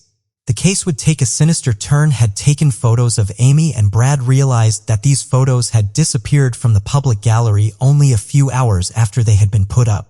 Only Amy and Brad's photographs were missing. 2 panicked witnesses came forward and said they had seen Amy coming out of a lift at around 5:45 a.m. heading back into the nightclub with Alastair Douglas. He was now the last known person to be seen with her. Off the back of this information, he was given a polygraph test, which he passed. The cruise ship had a videographer who would record the holiday as part of promotional material for the company. The same videographer would unknowingly film Amy on the same morning she disappeared, dancing in the nightclub with the bass player. And when he realized he had filmed her, he turned over all his footage to the security team on board with the intent of it going to the FBI. But for unknown reasons, this was not done, and it would be well over a year before the footage would come to light. As soon as the cruise ended, the Bradley family headed back to Carousel to continue their hunt for Amy. A local cab driver told the family that Amy had in fact approached his cab that morning as people had started to disembark the ship. She ran over and asked him where the nearest phone was. His description of Amy convinced the family it was definitely her that he had seen. He told them to look in 3 specific locations on the island, but the searches turned up nothing. They had been on the island for 4 days and were driving when Brad heard a familiar voice. He was convinced it was Amy calling out his name. When they caught up with the van he thought he heard the sound come from, there was only a driver inside. Brad would say he didn't know if they had followed the wrong van or simply heard what he'd wanted to hear. The exhausted family eventually had to leave and return home to Virginia. In August 1998, a Canadian tourist called David Carmichael, visiting Carousel, claimed he had come face to face with Amy Bradley. To say that one of the men fit the description of Alastair Douglas. The cab driver and Carmichael's accounts further cemented her family's initial fears that she had been kidnapped, forced off the ship, and was now being held captive on the island. Theories surrounding the sex slave industry and potential human trafficking would further arise. In the fall of 1999, the Bradley family finally saw a glimmer of hope. They were contacted by a private investigator called Frank Jones, who was a former U.S. Army Special Forces officer. He was keen to help the family and believed he had the means and the backing of his old Army Ranger colleagues to help save her. Jones had heard from an insider, a cook called Margarita, that Amy was being held captive in a housing complex surrounded by barbed wire and guards. She said she often saw Amy shopping and working out but was never alone and was always with a man with long blonde hair. She was able to give accurate details of Amy's many tattoos, and the Bradleys agreed that this lead could not be ignored. Between Ron, Ivor, friends, other family members, and even Ron's former company, a total of $210,000 was paid to Frank Jones over several years to help with what could be an immense and difficult rescue mission. He sent the family several pictures of a woman on a beach with a man with long blonde hair. She had Amy's build and the same tattoo on her ankle. Some hope that their beloved daughter was alive. This hope would come crashing down when the truth finally came out. Frank Jones was actually a cold-hearted, manipulative con man. He had never served in the army and had been spending their money on what was essentially a long holiday. The photos were posed for by models with a man wearing a blonde wig and a fake tattoo on the woman's ankle. Margarita was also a liar who had taken around $8,000 from the family. And trusted friend of the Bradleys, Tim Buchholz, began to keep a closer eye on Jones. He observed him for a long time and contacted the Bradleys to tell them the truth about the man they had trusted to help them. The family were devastated. In February 2002, Jones was charged with defrauding both the Bradleys and the nation's missing children's organization. He pleaded guilty to mail fraud and was sentenced to 5 years in prison. He was also told to repay every penny. Ron Bradley would later say, "If it was your child, what would you do? So I guess we took a chance and I guess we lost." Another lead was reported to the FBI, again from the island of Carousel. Back in 1999, an American naval officer was visiting a brothel. He claimed that a woman walked straight up to him, grabbed his arm, and said her name was Amy Bradley. She needed help and she was being held captive. The naval officer never reported this to anyone for fear of the repercussions that would come with admitting he had been in a brothel while on duty. When the FBI eventually got hold of this information, it turned out the brothel had since burned down and there was no evidence or further witnesses to be found there. Another massive lead came in 2005 when a photo was anonymously emailed to the family. It showed a woman called Jazz on an escort site based in the Caribbean. A forensic detective compared these photos to the photos of Amy from 7 years ago and determined it was absolutely her.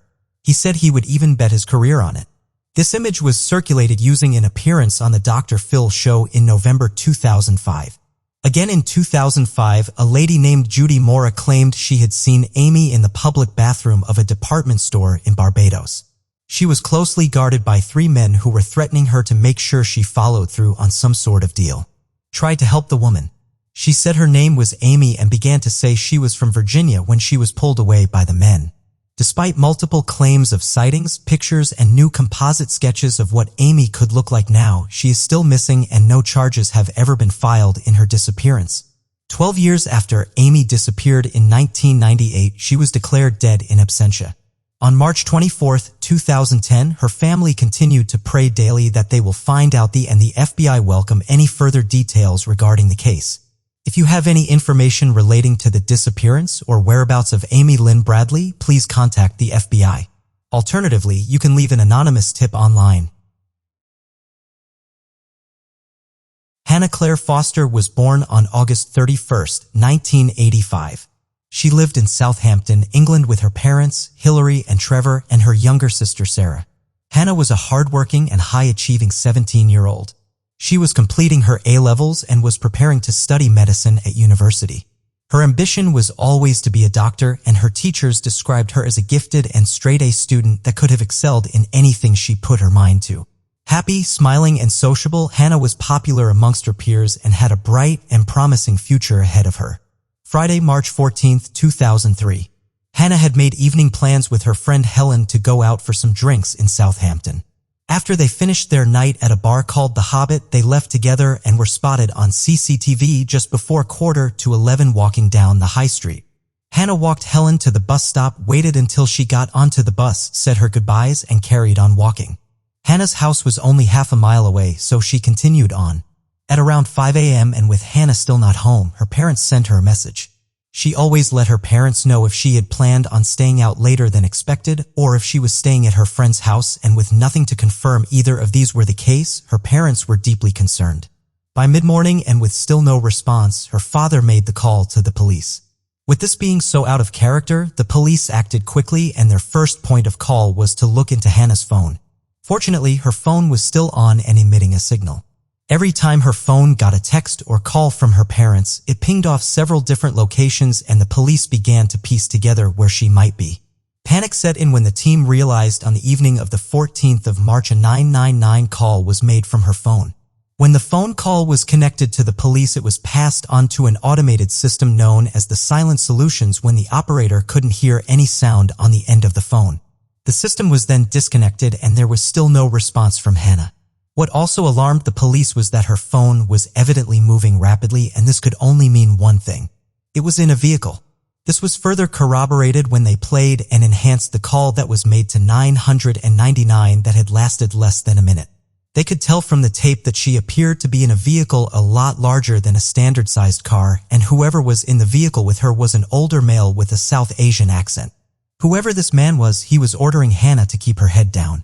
It was obvious they were now dealing with an abduction, and every moment was crucial. Signal towers put the phone between Southampton and Portsmouth in the early morning of Saturday, March 15th, but the phone was now stationary and somewhere in Portsmouth. Using cell phone towers and checking every corresponding location, just 24 hours later, people's worst fears were realized. Hannah's body was discovered in some bushes on Allington Lane on the outskirts of Southampton. She had been raped and strangled. The semen found on her clothes was put into the National DNA database but did not come back as a match with anyone. Following the signal tower pings, only a day after this awful discovery, another finding was made. In a recycling plant in Portsmouth, Hannah's bag and phone were retrieved. The hunt was now on to find the mysterious man in the veer. Using CCTV alongside the cell phone tower data, the police determined that Hannah's abductor would be linked to one of only 7 vans. The case was moving rapidly, and thanks to a huge tip, just a few days later the police would find the man they were looking for. 41-year-old Maninda Palsing Kohli was an Indian immigrant who was also living in Southampton. He was married with 2 children and worked for Hazelwood Foods as a sandwich delivery driver. Crime Watch launched an appeal using reconstructions asking for help with any information about the vans, times, or locations in question. A supervisor of Hazelwood Foods contacted the police with his suspicions surrounding Kohli. He said that his delivery route was consistent with the area in question, and when he came back to work the following day he had a scratch on his face and left early due to what he said was a bad back. The police wasted no time in following this up, and when they ran his details, they found his name was linked to one of the vans they were looking for on the CCTV footage. Cell phone tower blocks put Hannah's phone near the M27 and M275 in Hampshire, and the CCTV footage showed Kohli's van traveling down these stretches of motorway. It also showed him at the recycling center around the same time Hannah's phone stopped moving. When they located and seized his van and his place of work and inspected it, they found blood and semen in the back, both of which matched what was found on Hannah's clothes. Maninda Palsing Kohli had gone from being a person of interest to the only suspect. On March 18th, the police's case took a massive blow. They arrived at Coley's address to arrest him but found the house completely empty of everyone and everything. Coley had left the UK and traveled from Heathrow to Delhi. Coley's wife told the police he had flown out to see his dying mother and did not know when he planned on returning. Little did the police know this would set in motion a 5-year-long battle to bring Hannah's killer to justice. For just over a year, the case stood at a standstill. Indian police services weren't able to make Hannah's case a priority, and the coverage in the media was sparse and short-lived. The police wondered if Coley's immediate family might be hiding him somewhere and supporting him financially. That theory quickly faded when Coley's own father told the media that if his son had committed these crimes, he needed to face the consequences. He assured the media he would never protect him. In July of 2004, Hannah's parents, Hillary and Trevor, took matters into their own hands and made the 4,000-mile trip to Chandigarh, India to put Hannah's case on the map and locate Menendipal Singh Coley. Their heartfelt appeals would reach the ears, eyes and hearts of over 1 billion people. During the 10 days they were there, they started a telephone hotline for anyone with information about Coley and made an abundance of press conferences. Hannah's case was now firmly in the public eye and a reward of 5 million rupees was offered to anyone that could help find Coley, and by this time everyone was looking for him. A taxi driver saw Coley's face in the paper and reported to police that he had been in his cab. He told him that he was on holiday from the UK, that he worked as a delivery driver and his name was Mike. He had formed an entirely new identity and had even married another woman despite it being bigamous. In a televised interview on July 28, 2004, Coley confessed. He said he had been drinking heavily the night he abducted Hannah, and when he saw her walking down the street, he grabbed her as she went past his van. After he carried out a horrific attack on her, he said he had no choice but to kill her as she wouldn't promise to not report him. As quickly as he'd made it, he would retract this statement and claim he was forced to say it. He was held in custody in New Delhi, and the next 3 years were long and arduous. Hannah's grieving family waited on news of Coley's extradition to the UK so that justice could finally be served. In New Delhi, the case underwent 100 court proceedings and was appealed 35 times. 3 years later, in June of 2007, the call was finally made to extradite him to the UK, and as soon as Cody touched down at Heathrow Airport on the 28th of July, he was arrested and charged with kidnap, false imprisonment, rape, murder, and perverting the course of justice. But the trial would not prove simple. Despite the evidence against him, including his own admission, Coley pled not guilty, forcing Hannah's family to relive the horrors of the case. The trial began in October 2008 at Winchester Crown Court. He would later change the statement and claim he was forced to rape and kill Hannah because a gang of criminals made him do it. These protests of innocence would prove futile, and he was found guilty on all charges. He was sentenced to life in prison with a minimum term of 24 years. Despite Coley's relentless attempt to cover up his crimes, creating a new identity and life in another country, and his attempts to pervert the course of justice, the truth eventually caught up with him. Thanks to the tireless work of the police in both the UK and India and the incredible battle that the Foster family fought for Hannah, justice was finally served. Before we proceed, I've got an exciting surprise for you. We've launched a brand new channel dedicated to intriguing content such as old historical mysteries, cold cases, and particularly chilling horror stories perfect for bedtime. Drop a comment letting us know if you're a fan of horror stories or not. You can find the link in the description below. Let's find out who will be the first to explore it. Alright, let's dive back into the video. Chris Kremers and Liz Amfram were best friends, fellow students, and roommates from Amersfoort in the Netherlands. Liz Amfram was a positive, intelligent, and passionate young woman.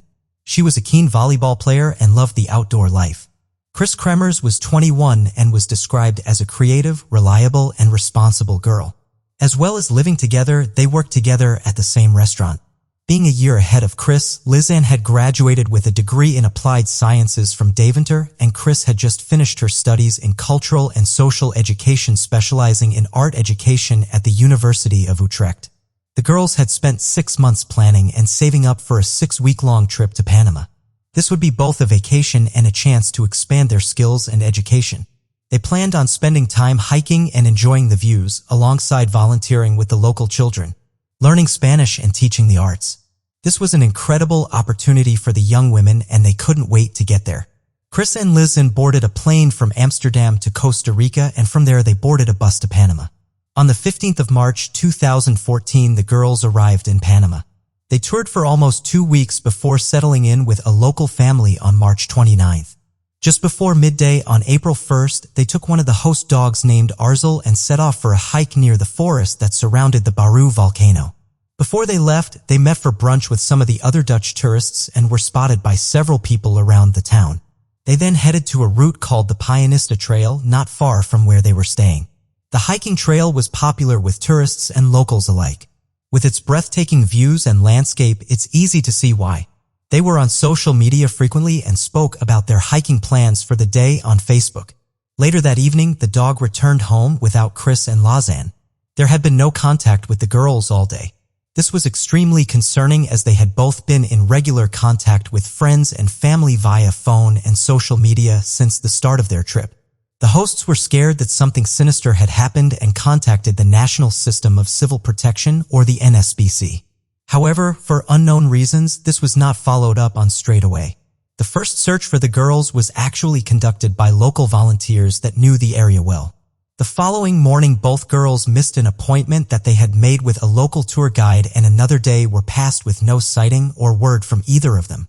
Finally, on the 3rd of April, an official area search of the hike began. Volunteers were on the ground on foot and also searching. The trail spanned a vast area, and with a peak height of over 1,800 feet, a thorough search would take a substantial amount of time. 3 days later, the parents of Chris and Lisanne arrived in Panama to help find their daughters. Police, sniffer dogs, and the girls' parents embarked on a 10-day-long search to find them, and $30,000 was offered as a reward. The girls' parents didn't believe they would have veered off the set path, and it just didn't make any sense to them. Although police and locals were searching the area and the search moved quickly, nothing would turn up and more questions than answers arose.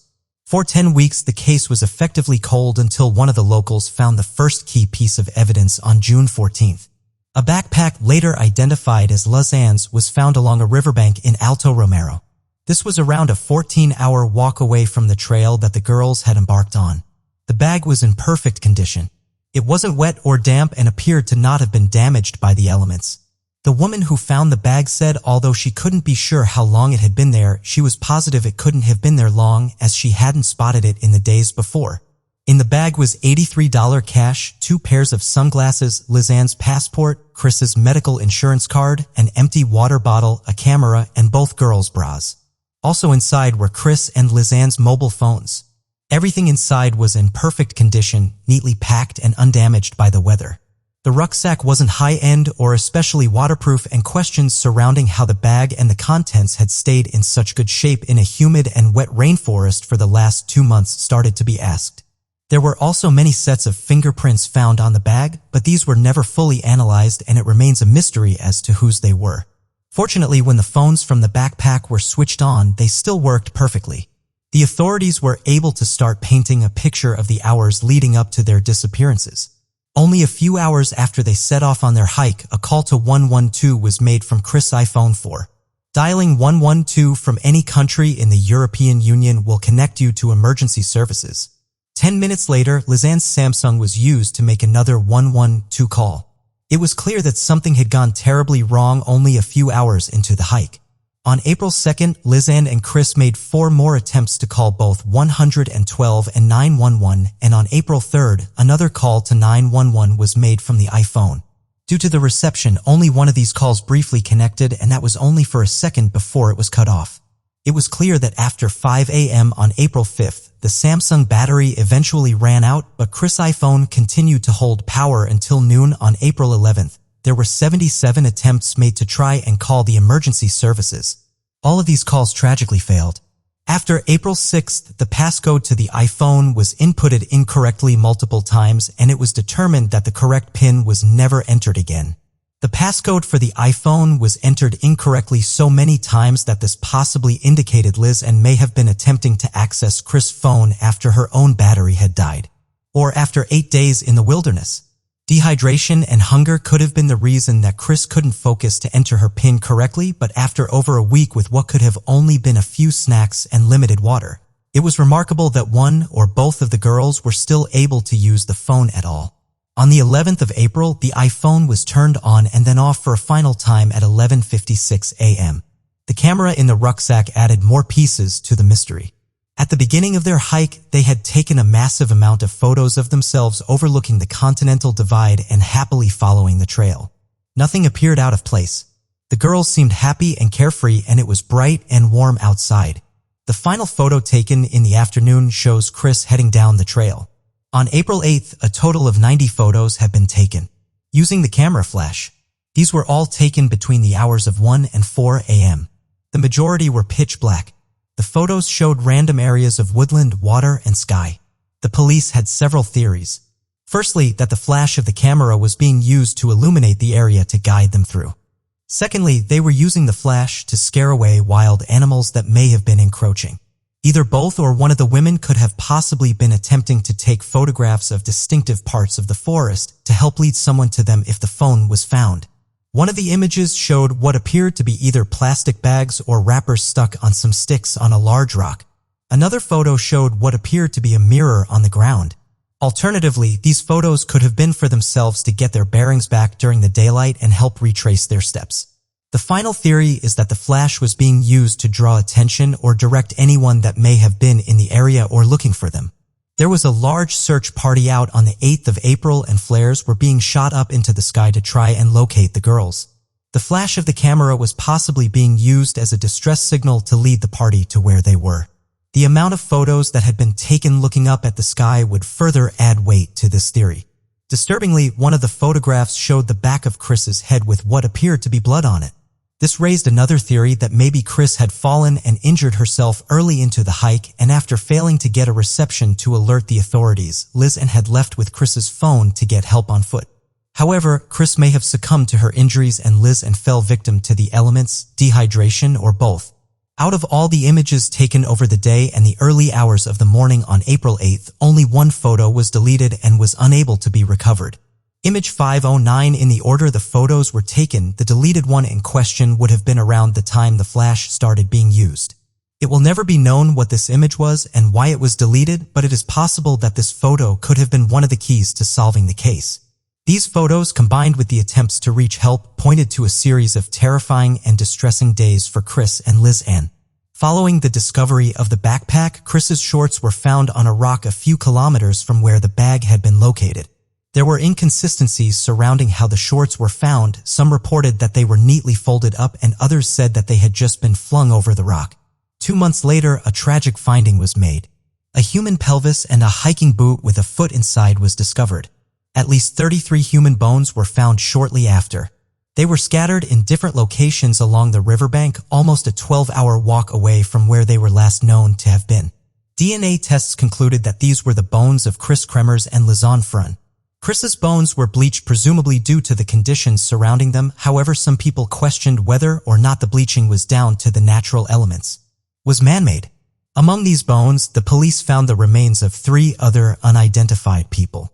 The final and remaining searches were often hindered due to bad weather, and this also meant that using cadaver dogs drew a blank. Poor weather and lots of rain makes it incredibly difficult for dogs to locate and follow scents.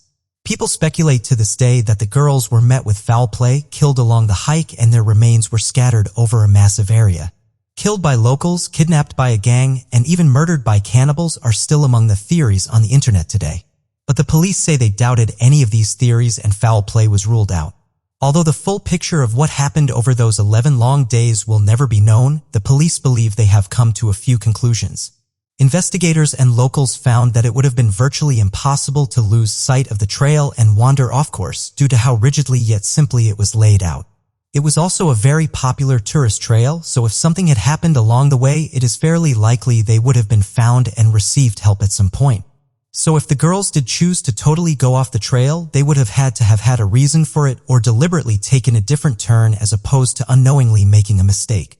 One part of the trail, however, was seen as a potentially hazardous spot. If you leaned over too far, there was a chance for someone to slip and fall over 40 meters into the riverbank below. If you followed that same river along, this was actually where a lot of the girls' bones were discovered. A local knew the trail well and identified this area as somewhere that would have been almost impossible to get back out of should someone have fallen into it. Speculations that they had fallen into the river Calibre were squashed by the Kremers family lawyer Enrique Orocha. With no damage to the bones and the low levels of water in the river at the time they disappeared, he claimed that this just didn't stack up. A Panamanian forensic anthropologist said of the girls' remains, there are no discernible scratches of any kind on the bones.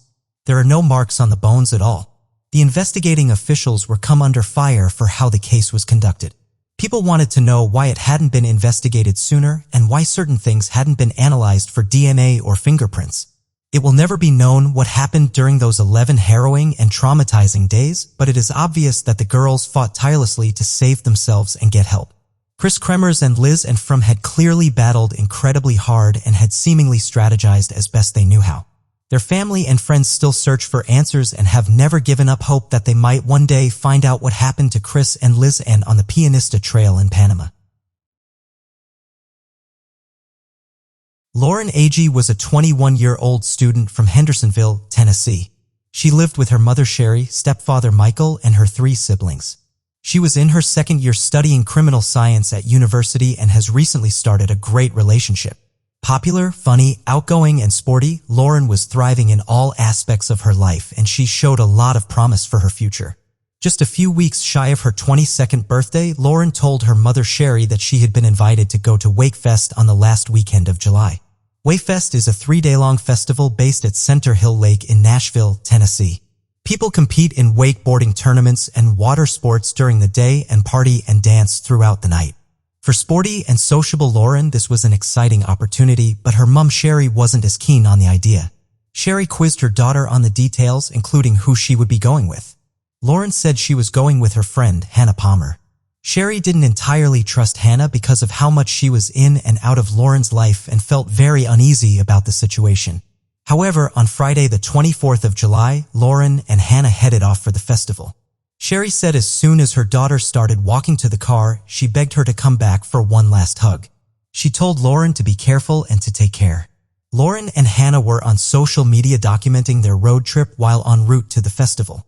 They arrived at Wakefest in the late afternoon and some time after the girls met up with Aaron Lilly, Hannah's boyfriend, and his friend Christopher Stout. Although the girls both knew Aaron, this was the first time they were meeting Chris. According to witnesses, Chris was attracted to Lauren and appeared glued to her, but she was in a happy relationship and she wasn't interested. They all drank, danced, and partied in the bars into the late evening.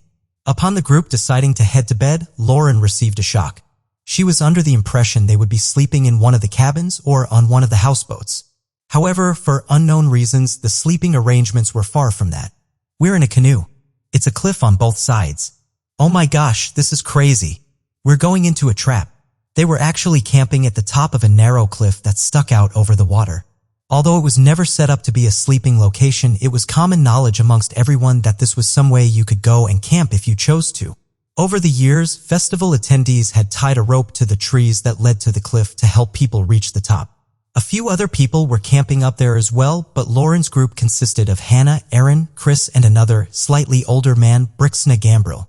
Lauren had only packed a sleeping bag for the night, and it was evident that this new sleeping plan was not something she had prepared for. The cliff itself had a 90-foot drop down one side and an almost 50-foot drop down the other.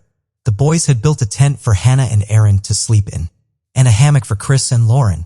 This bothered Lauren as she had already made it clear that she wasn't interested in Chris.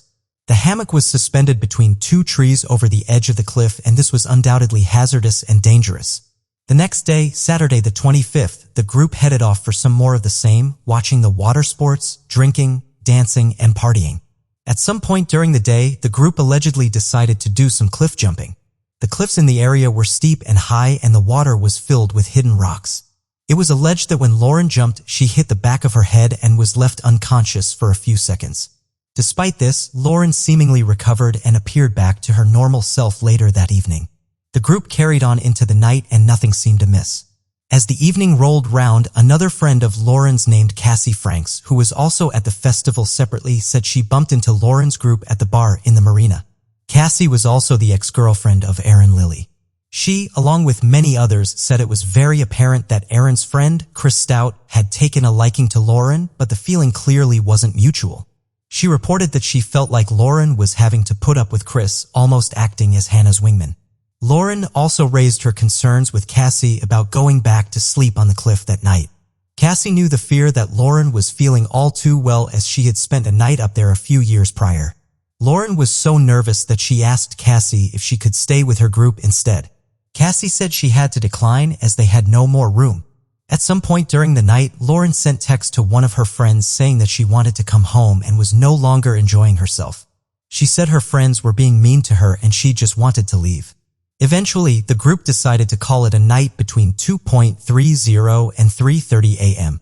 The next morning, Hannah, Aaron, and Chris all awoke to find Lauren missing. Her belongings were all still by the hammock, but Lauren was nowhere to be seen. However, they didn't raise the alarm. They said that they had just assumed she had simply headed off down the cliff to start enjoying the day without them, but she'd left her shoes, phone, and purse. So although possible, this theory didn't seem to make much sense. Sherry was now panicking as she hadn't heard from her daughter since the Saturday and it was now Sunday. She began frantically calling and texting her daughter, but to no avail. Tragically, at 4:30 p.m. that Sunday, a fisherman and his son made a gruesome discovery. Lauren A.G. was face down and floating in the water. It was evident that she had been dead for some time. The police arrived on scene and began a recovery process. While this was happening, Aaron Lilly paddled around the corner in a canoe and went straight over to the police. He asked if they had seen his friend as she had gone missing. Harry and Deanna Elder, a couple who were also on the scene, said this encounter played on their minds. There had been no announcement to say that a body had been found in that location, and the timing of Aaron's entry onto the scene seemed odd. One of the officers on scene would later say that he believed Aaron had staged this encounter, and that the group likely already knew where Lauren's body was. Aaron, Chris, and Hannah were all brought back to the mainland and questioned. According to police, Aaron and Chris' demeanors appeared nervous. Aaron was overheard telling the others not to mention anything and to let him do the talking. Neither Aaron, Chris, or Hannah mentioned bricks, and they were all questioned individually, and the stories and accounts that the three had began to change and differ massively. Despite all of Lauren's belongings being there, Aaron Lilly claimed that she had stayed at the bar in the marina and never came back to the cliff with them. This was disputed by Detective Chris Yarchik. He was an off-duty police officer working as security for Wakefest. He remembered seeing all four of them in a canoe heading for the cliff that night, sometime around 2:30 a.m. Aaron Lilly would later change his story and said that he believed Lauren had headed off to the cliff to meet an old boyfriend. Hannah Palmer told the police that Lauren had left that morning and joined a boat of unknown people. She assumed that she had gone to spend the night with them and would return in the morning. However, during a Skype interview, Hannah would later say that she wondered if Lauren had gone to the toilet during the night and fallen off the side of the cliff. That Skype interview was interrupted by Aaron phoning Hannah, telling her to stick to the story. In Christopher Stout's written statement, he referred to Lauren as the girl and said that Lauren had returned to the campsite for only a few minutes before saying she was leaving to meet an ex-boyfriend. He said he had then fallen asleep and didn't feel her get out of the hammock that they were both in. Just one day after the festival had ended, he spoke about how good the weekend had been on Instagram, showing no signs that anything sinister had occurred. In the background of the shot, Hannah and Aaron are also visible. It remains unclear as to whether or not Snakenburl gave any form of statement. Some of the interviews were recorded and the group could be heard giving various different accounts. An autopsy was carried out and determined that Lauren's cause of death was blunt force trauma and possible drowning. She had a broken nose and fingers, and her body was bruised and battered. It was also determined that she had very little water in her lungs despite being submerged. Her blood alcohol level was twice the legal limit. She also had some distinctive markings and impressions on her body, including a triangle shape on her chest. Detective Chris Yarchik, who had watched her leaving that night, also helped in the recovery of Lauren's body. He said that he saw what he believed to be a bite mark on her chest as well as substantial bruising to her thighs. He suggested at the time that a rape test kit be done, but no such test was performed and her body was never swabbed for DNA. Text messages were erased and recordings of some interviews weren't made, and the crime scene was completely contaminated. It was eventually concluded that she had fallen down the side of the cliff while intoxicated and her death was ruled as an accident. It was also determined that there was no foul play involved and it was nothing more than a very tragic drunken incident. With this, DeKalb County Sheriff's Department closed the case. Sherry's gut instinct told her that this was wrong and begged for the case to be re-examined. These requests were all denied. Hannah Palmer, Chris Stout, Aaron Lilly, and Brixton Gambrill were never considered suspects by the DeKalb County Sheriff's Department. Hannah and Aaron married and moved to Florida where they had a baby. Chris Stout was in and out of jail due to various parole violations and DUIs. And Brixton Gambrill moved out of state and obtained a lawyer. None of them attended Lauren's funeral and none of them have commented or publicly engaged with the case since it closed. Cassie Franks, Lauren's friend and Aaron's ex-girlfriend, agreed with Lauren's mother Sherry, and she had concerns about what had happened that night too. She said that Aaron was violent with her during their relationship and that he had choked, bitten, and beaten her. Cassie had taken pictures of her body after these attacks and even offered them to the DeKalb County Sheriff's Department. However, they declined to look at them, stating the case was closed and Aaron wasn't a suspect. Aaron also had a history of DUIs, as did Chris Stout. Just days after Lauren had been laid to rest, Sherry received a phone call from Ryan Mallinson, an officer with the White County Police Department. He, along with Chris Yarchik, was on scene when Lauren was found. Sherry said that he told her the investigation was not handled correctly and he believed that the people she was there with were somehow involved in her death. Sherry then spoke with both he and Detective Chris Yarchik. Both were deeply concerned by the behavior they had seen from both investigators and Lauren's friends. Hannah, Aaron, and Chris continued to party for the weekend and were active on social media despite the fact that Lauren was missing. Yarchik believed that the strange triangular print upon her body was a match for the tip of a canoe, exactly like the one he'd saw them heading off to the cliff in. However, that theory was quickly thrown out by the sheriff's office. They said that the mark had been made while pulling her onto the rescue boat. Yarchik, among with many others, believed that Lauren would already died when she went into the water, which could have explained the lack of water in her lungs. However, as Yarchik wasn't an officer with the investigating department, he had no authority to reopen the case. He did, however, encourage Sherry to pursue it. By the name of Sheila Wysocki, and her first course of action was to have Lauren's autopsy notes re-examined.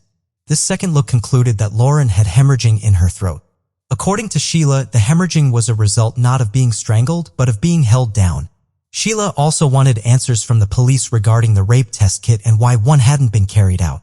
The answer she received was that because Lauren had been wearing a tampon, she couldn't have been sexually assaulted. Therefore, no such test was deemed necessary. Sheila discovered that Lauren wasn't actually menstruating at the time. She contacted Lauren's GYN practitioner and they found that the lining of Lauren's uterus confirmed she hadn't been on her cycle. Sheila also disputed the details surrounding the infamous cliff jump in which Lauren supposedly hit the back of her head. She argued that while Lauren did jump off the cliff, she didn't go into the water head first, nor did she pass out, and there was no bruising. Sherry, Sheila, and Chris Yarchik also ran some experiments and tests using a 105-pound crash test dummy. The dummy was thrown off both the 90-foot side of the cliff and the 50-foot side. On the 90-foot side, the current of the water at the time wasn't consistent with where Lauren's body had been found. If she had fallen in, she would have floated towards the marina in the opposite direction. The drop on the 50-foot side was so filled with ledges, trees, and rocks that it seemed impossible to roll continuously to the bottom without something getting in the way. They used the crash test dummy almost 50 times and every time garnered the same result. A witness named Chris Brown came forward and said that he had seen who he was sure was Aaron Lilly on the night Lauren was last seen alive. He claims that at around midnight he saw Aaron coming out of the water, spluttering and spitting water out for several minutes. Aaron said they had almost drowned swimming over to the marina area. This tip was turned over to the DeKalb County Sheriff's Department and they advised that should they want to pursue this lead they would be in contact, but that call never came. His statement remains a gray area, however, as the time frame of midnight doesn't match up with the 2:30 a.m. time that the majority of witnesses talked about. During an interview with Crime Watch Daily, the family's private investigator Sheila Wysocki said that she had been following up on some false stories that had been circulating around social media. She said some of the information was coming from an IP address in Florida matching the same street that Hannah and Aaron's house was on. Sheila and Sherry believed that this was no coincidence. Sheila was convinced that the answers lay with Hannah Palmer. Aaron, in December of 2016, Lawrence's family filed a $10 million wrongful death lawsuit against the four of them in a bid to force them to talk. Aside from Chris Stout, they all ended up pleading the Fifth Amendment. Because Chris Stout was in jail at the time, pleading the Fifth may have impacted his sentence, so he took part in a deposition. This lawsuit also highlighted a lot of flaws in the handling of the case, and officers were forced to admit that a lot more could and should have been done. In March of 2017, Sherry's wrongful death lawsuit against the group was dismissed, ruling that there was insufficient evidence. Circuit Court Judge Jonathan Young threw the case out, deeming it to be ridiculous and pulled out of thin air. Sherry was told that it may only be possible to proceed if she agreed to a gagging order, preventing her from talking about the case publicly, something she felt would hinder rather than help. Opinions were not based on any relevant scientific methods, processes, and data and seemed to be just pulled out of the thin air. The court finds that the plaintiff has not proved any shred of evidence that anyone intentionally harmed Ms. Agee. After the lawsuit was thrown out, over 20,000 people signed a petition begging for the case to be reopened. At the start of 2019, the Nashville Court of Appeals overturned the ruling made regarding Hannah Palmer's potential involvement in the case.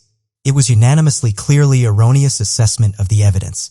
The court ruled that Sherry absolutely had a clear and legal right to sue for wrongful death.